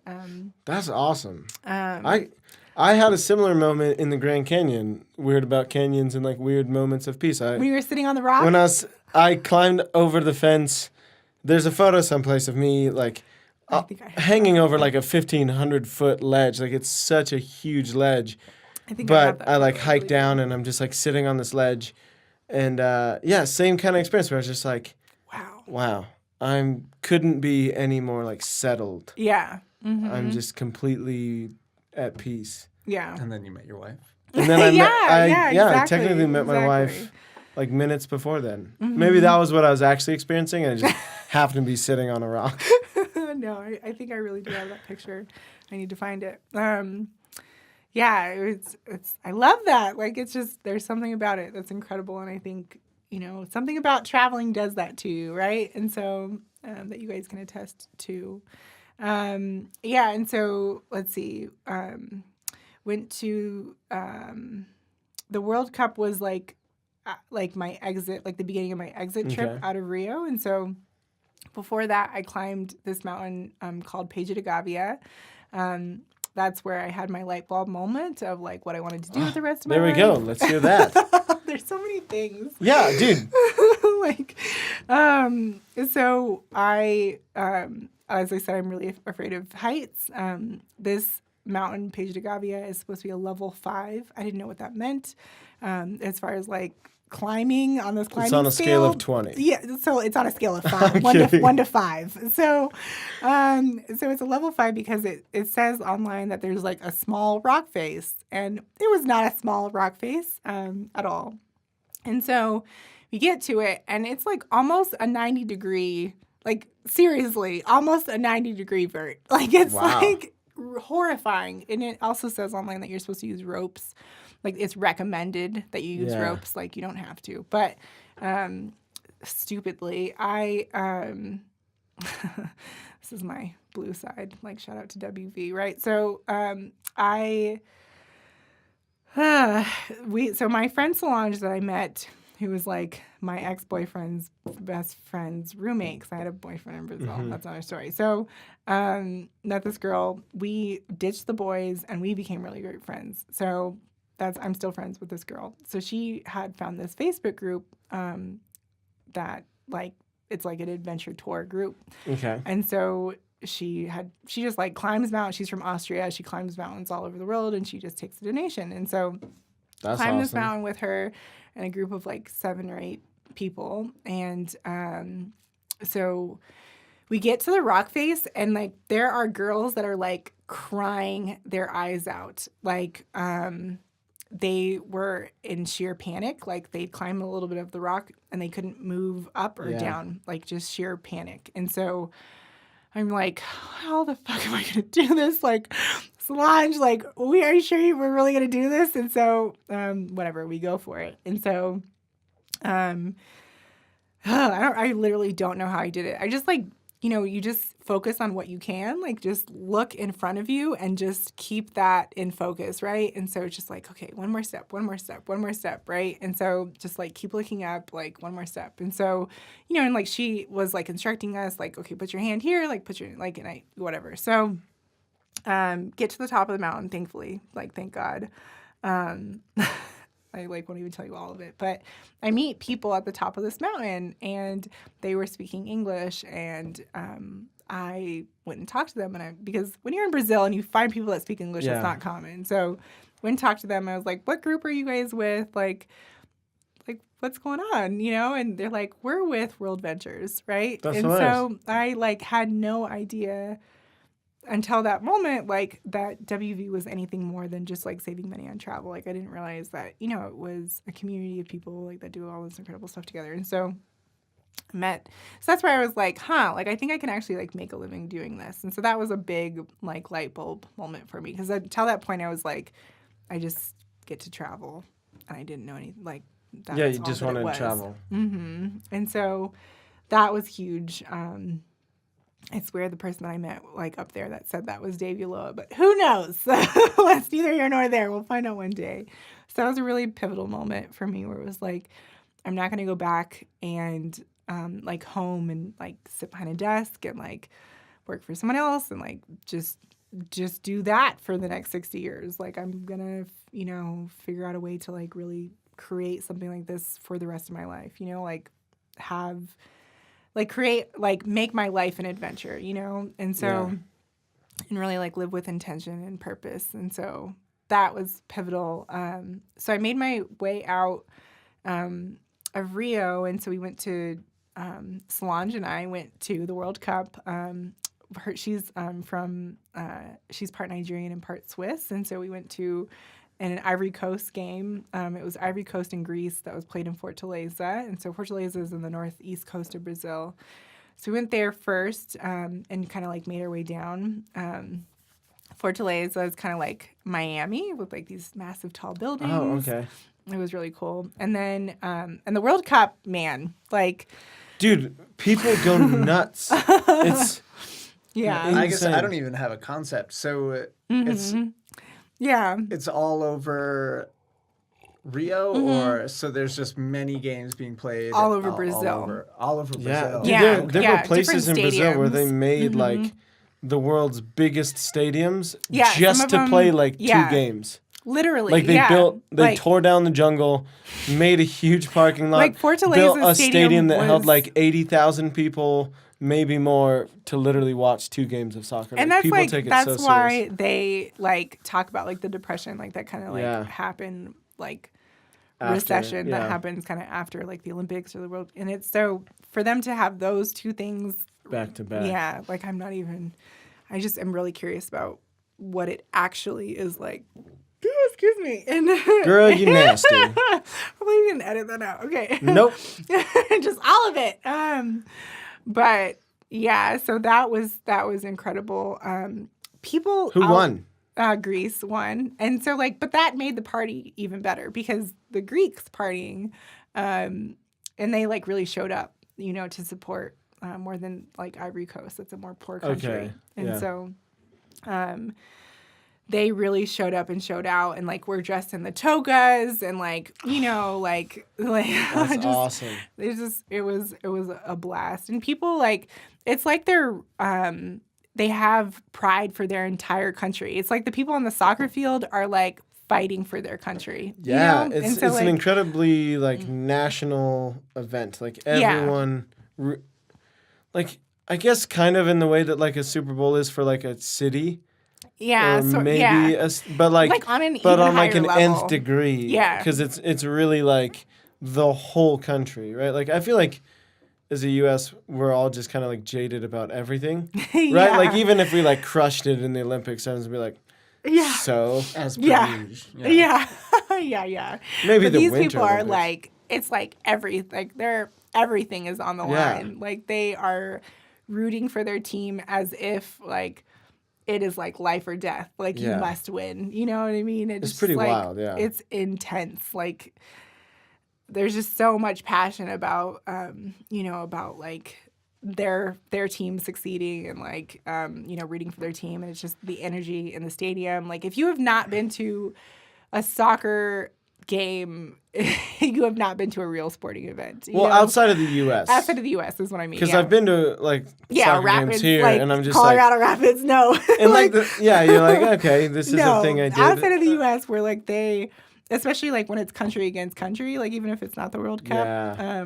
But I mean, like even in Brazil, like they have their teams, and like that's really serious too.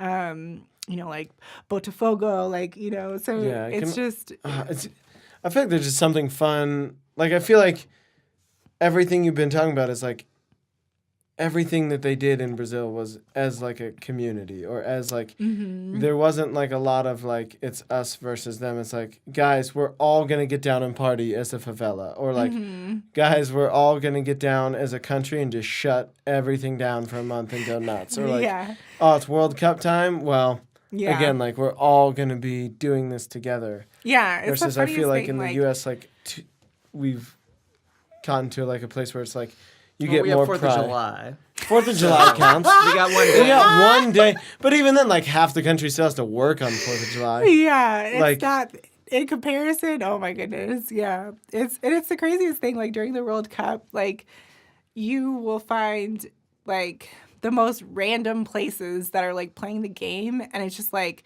people stop what they're doing, and like when we were traveling in like from, because the World Cup obviously continued. We just saw that one game, and so we went from Fortaleza to Natal, and so we watched the game like in Natal, which is also in the northeast coast of Brazil.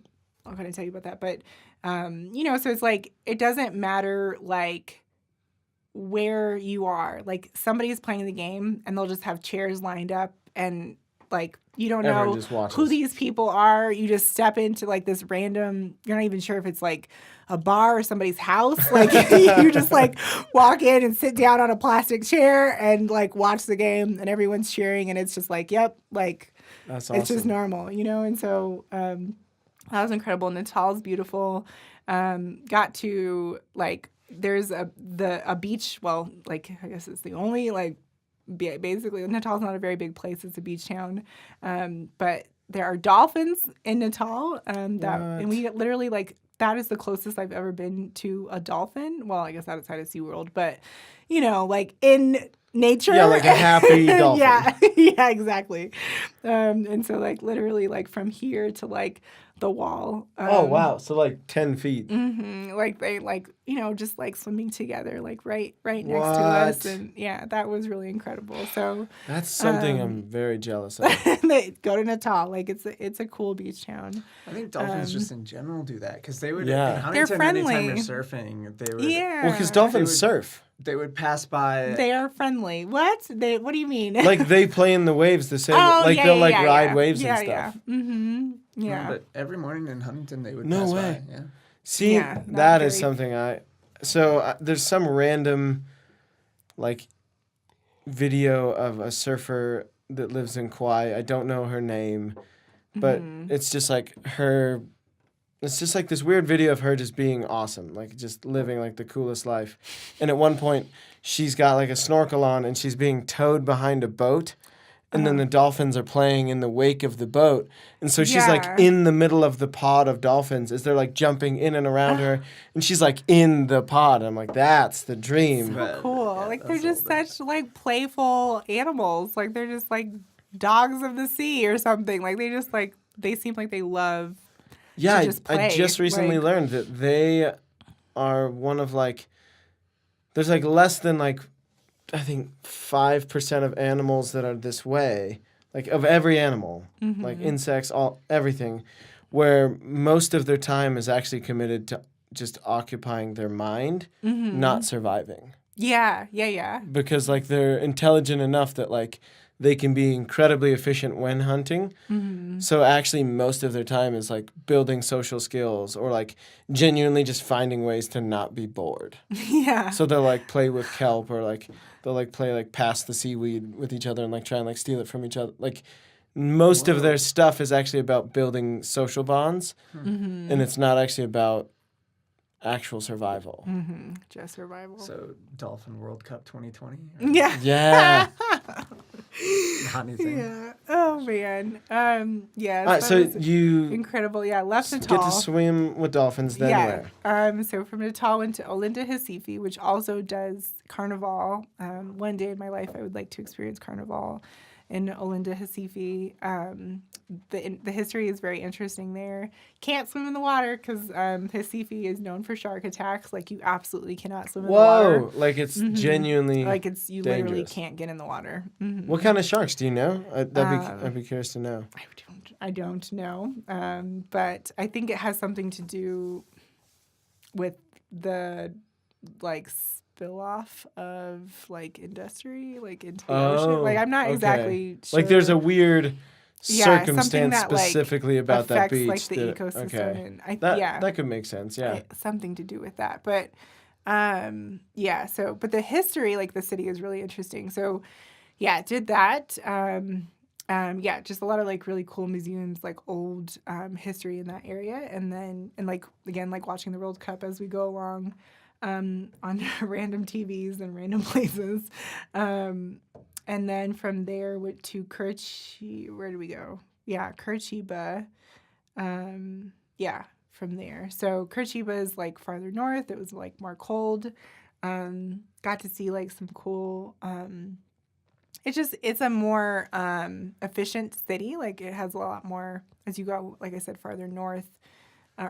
Farther south in Brazil, you get like a little bit more influence of like Dutch and German and you know influence, and so like their public transportation is like more efficient, and like the city is more clean, and like feels more like just like more European, modern.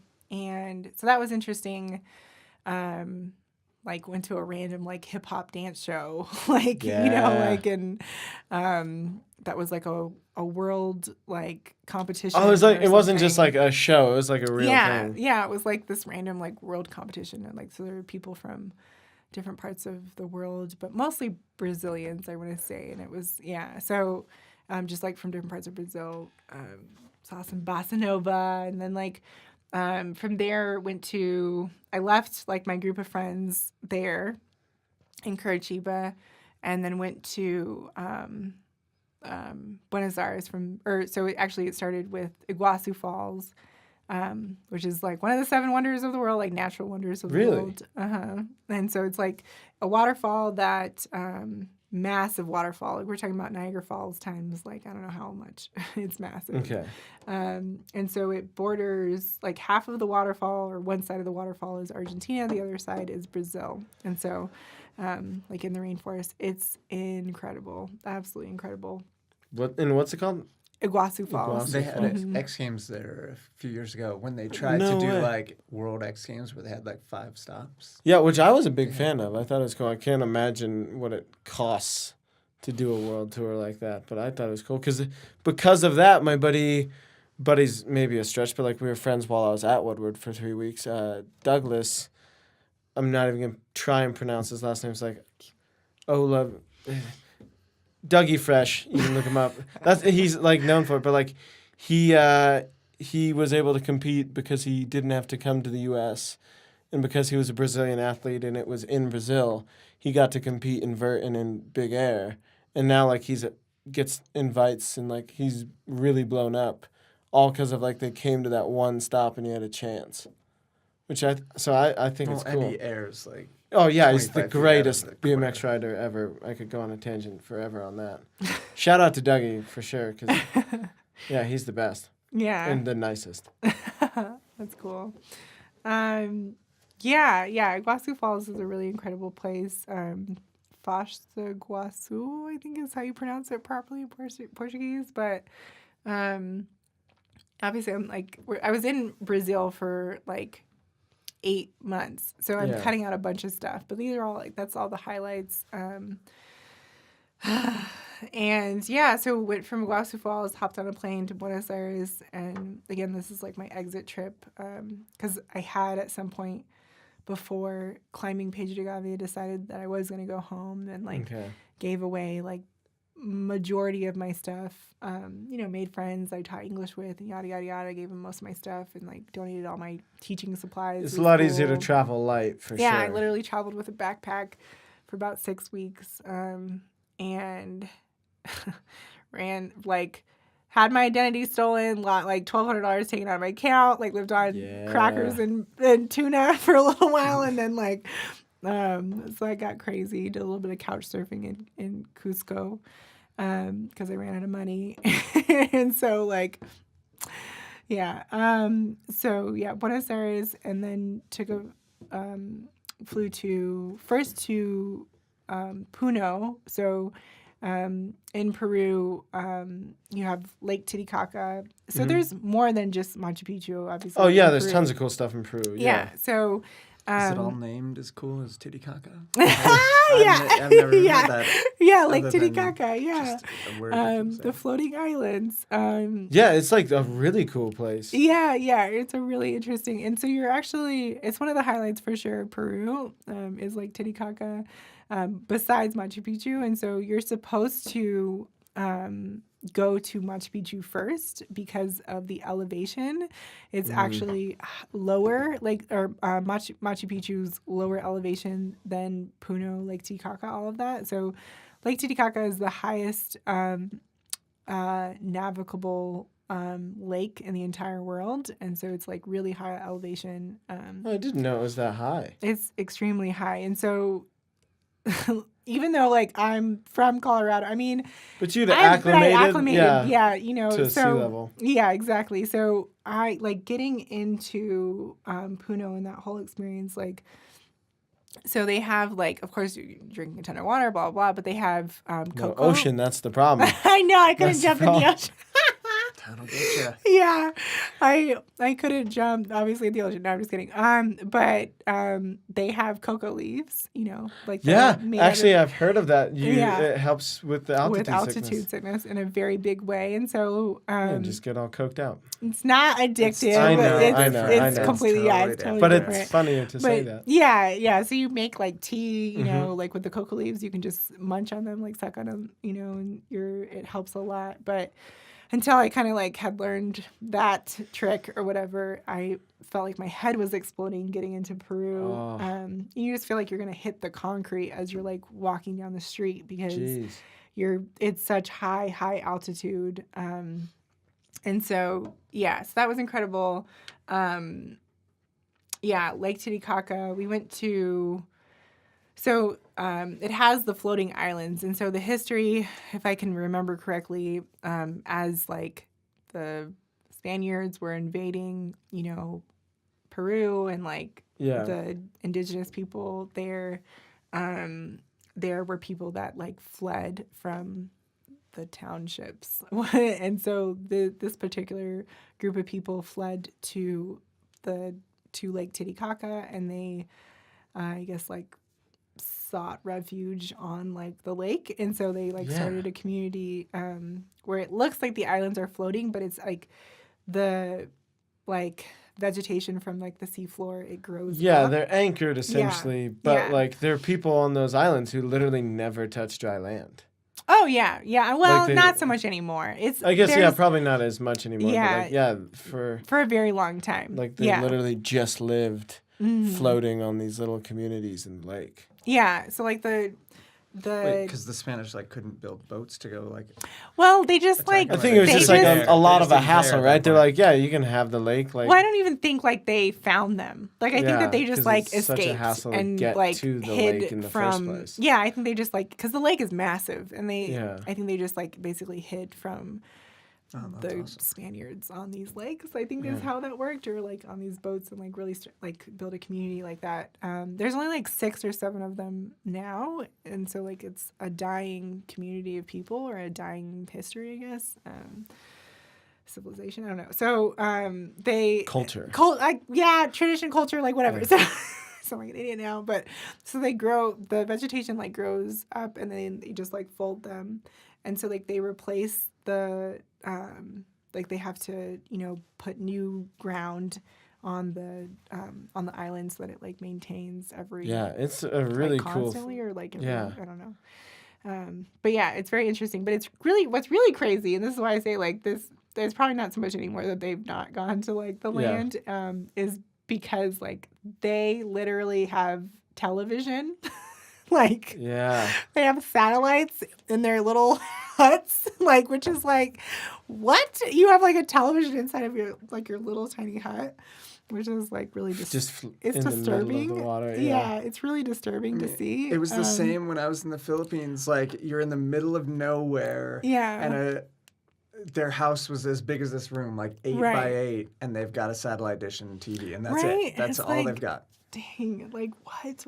Why is it like Western influence? That's terrible.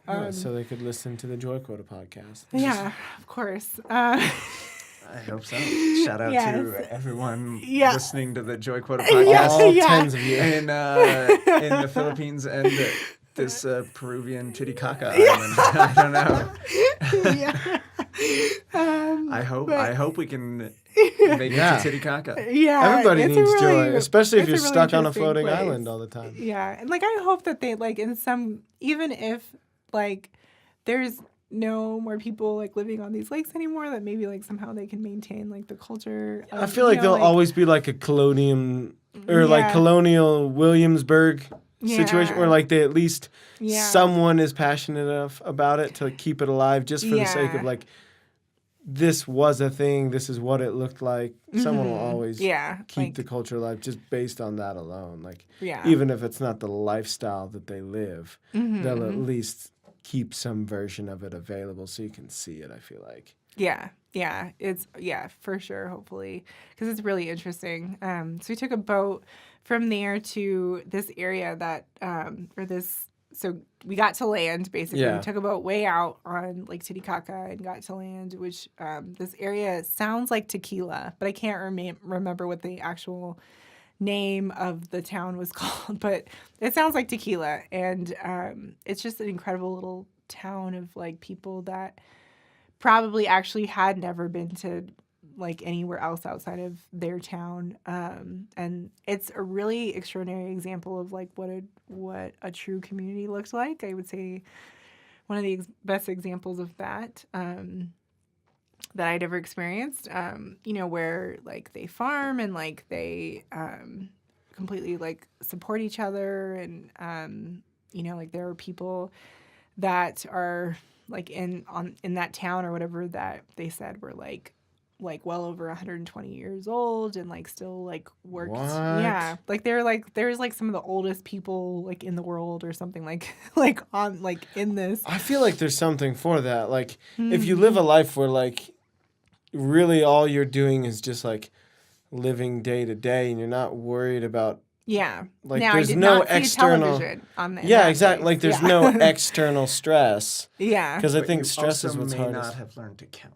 That's a valid point. But I do think that there was some kind of a school and they they just like coexisted very well together. Like everyone played their part, and like they had their tourism or whatever that on the island and whatever that produced revenue and of sorts, whatever on the island. But for the most part, like it was just a really incredible little community, and like they were very traditional and like traditional attire that they like all still wore, and like it was just really interesting to see. And so from there I went to Machu Picchu from Puno, which is the town that you fly into, to Cusco, which is so you fly into Cusco, and that's definitely a more touristy town, and so. Because it's kind of like base camp for Machu Picchu, right? Kind of. So Aguas Calientes is what you're probably thinking of. So, or it's like the first like major town. Yeah. Like so you fly it'd be into like Cusco. someone who like wanted to go to like the mountains would come to Denver before they got to Breckenridge or something. Right. Like that. Yeah, exactly. So, so Cusco, and then you take a train, or yes, you do take a train, but so you have to like. It's a crazy expensive to like do like put all this together, but you have to get like a train ticket and you have to get a historical ticket for you to get into Machu Picchu. And so there was some hassle that kind of run around that we had to do in Cusco, but or that I had to do in Cusco because by this time I was not with the girls anymore, and so getting from Cusco, you take like this bus to this train.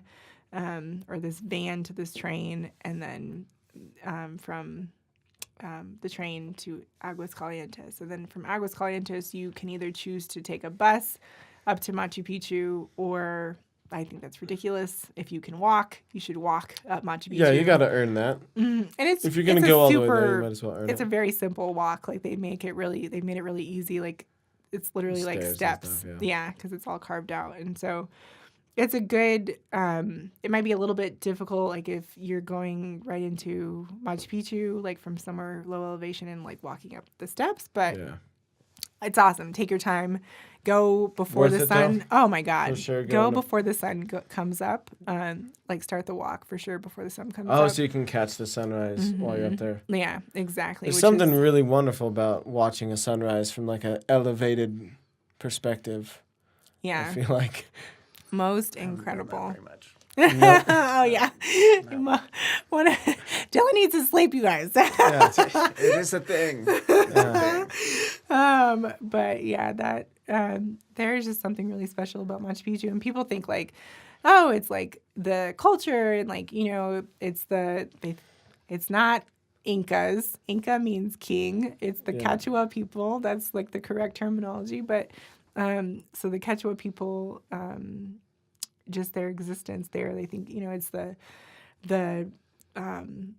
remnants of their civilization. That's not what's incredible about Machu Picchu. It is the geographical location. Wow. And so it's, of course, the Andes Mountains. And so there is just something really incredible about the Andes Mountains and this specific location, and there is absolutely a reason why these people decided to build there. Yeah. They clearly were like, well, we're going to choose the best real estate possible to build our civilization on it. And there's something to be said with somebody that is like so in touch with everything like around them, like with their environment, like in touch with the earth and like the sun and the wind. Back then you kind of had to be, right? Yeah. Versus now we're kind of removed from it all. Mm-hmm. So where did you go after Machu Picchu? Or was it just home? Well, to Lima for you just flew basically a day. And like just a stop before you made it home. Mm-hmm. Lima's not like super worth it. But there's Don't just, like, shout out to Lima. like there's this one like colorful waterfall thing that I went to, but Lima's nah. So Well, wow. But that was South America.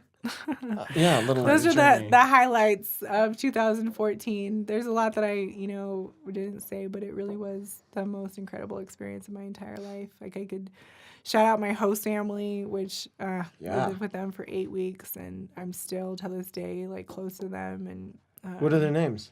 Hanan, my awesome. brother Hanan, and Mai means mom in Portuguese. Okay. And so I really just I lived life with them a lot. Went from volunteering straight to that, and really just got to experience life with them a lot. Like they had. It's nice when someone like takes you in like that. Yeah. My they dad really, actually does truly that did. down at Fort Lewis. Oh, yeah. We're like, host family's maybe even like a strong word, but like he basically just like makes sure they have stuff to do and like make sure that like when they are like, man, life's pretty hard and my parents aren't here, it's like, it's okay, I'll love you. yeah, that's really cool.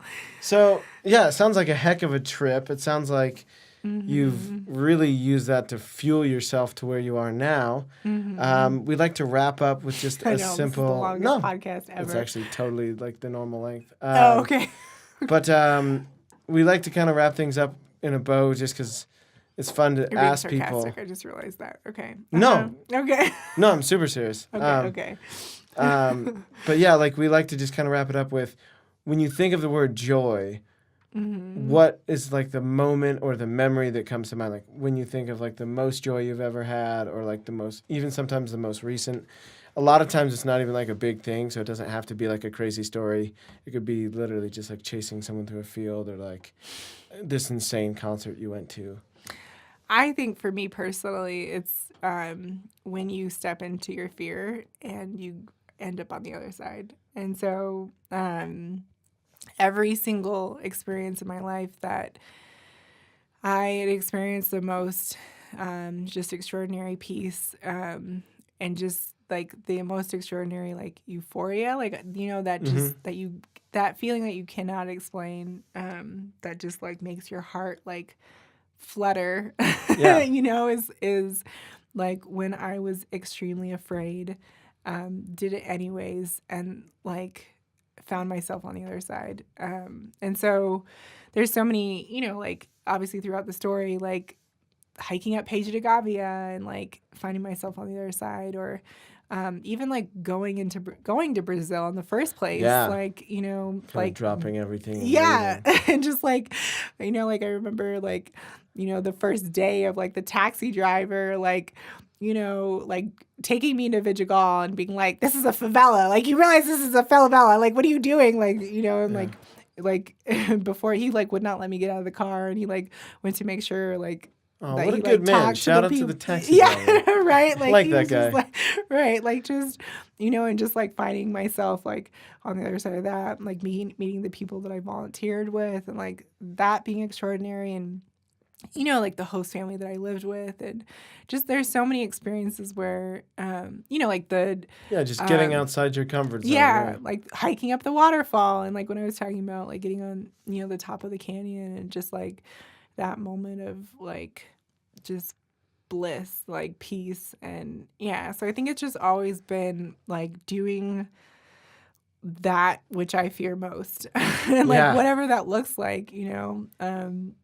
just going for it and doing it anyways, and getting on the other side of that, like just I remember like this one moment when I like figured out like the public transportation system in Brazil, and I was finally like, I fucking did it. Like I know, someone who grew up without public transportation, because Parker didn't have any. I remember the first time I figured out public transportation anywhere, and I was like, oh, the world is my oyster. I'm incredible. Like you don't have to rely on anyone to like get anywhere. Just that other side of like, man, this kind of like, what am I doing? Yeah. Like well, there you go.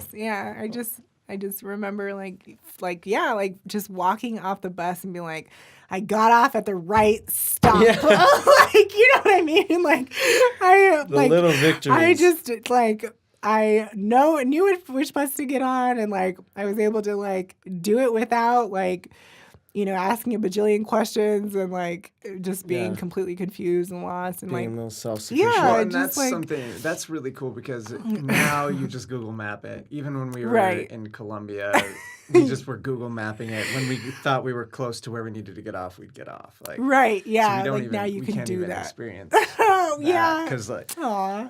Well, I you guess could. that's You would true. just have to actively choose the hard way, which is kind of what Ness is saying, right? Like, on the other side of it is really all cool. the joy. Yeah, Well- and there's, but still, like, I think even with Google Maps, whatever, like, making it more accessible, like, you're still doing it, like, there's still it something still to took be, way longer than it should have. yeah, like, there's still something Still to a be mission, said about but- that, like, it's a lot more than a lot of people, and so.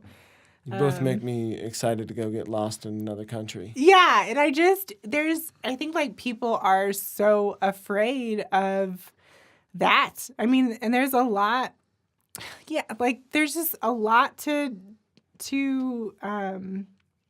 there's just not a lot. Okay, opposite. There's not a lot that you have to fear, like there really isn't. Like, of course you need to be like have your wits about you. Yeah. The shootings, I think we can Yeah, we can all be afraid of steer that. clear of that. Yeah, but okay, just like have common sense, like don't like walk Hide in around. doorways. When there's shootings, hide in doorways. Don't walk around with like your head in your phone, like with your like with your iPhone out, like in another country. Like don't like be an idiot like that and do just stupid shit like that. But I'm just, for the most part, like people are extraordinary. And I think like that is like what travel gives you the chance to kind of like realize is that like the world is far less scary than you like the news makes it seem, and people are way more extraordinary than you give them credit for, and you're way more extraordinary than you give yourself credit for. And so like give yourself a chance to like really experience that, because obviously the quality of your relationships is the quality of your life, right? And so if you give yourself a chance to like really get to see the greatness in people, like I think that it really does something, for you in your life, and so Absolutely. just put yourself in a position, I guess, to kind of do that. Amen to that.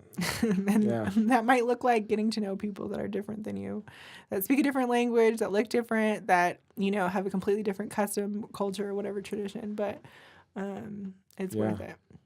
Boom. Well, I feel great. That was awesome, Ness. Thank you. I feel like I've learned some. I feel like I've learned some stuff about you. I definitely know like a little bit about Brazil now, which is cool. Yeah. Going to Buenos Aires. Yeah. Yeah, Dylan's got to schedule a flight down. Yeah, like I feel like you would love the way.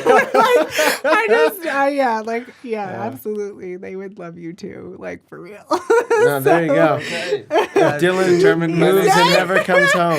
Yeah, and obviously, know where like to you find would him. love Patagonia. I never made it there, and so our like, friend went you last could do year and it both. seemed awesome. Like put it together.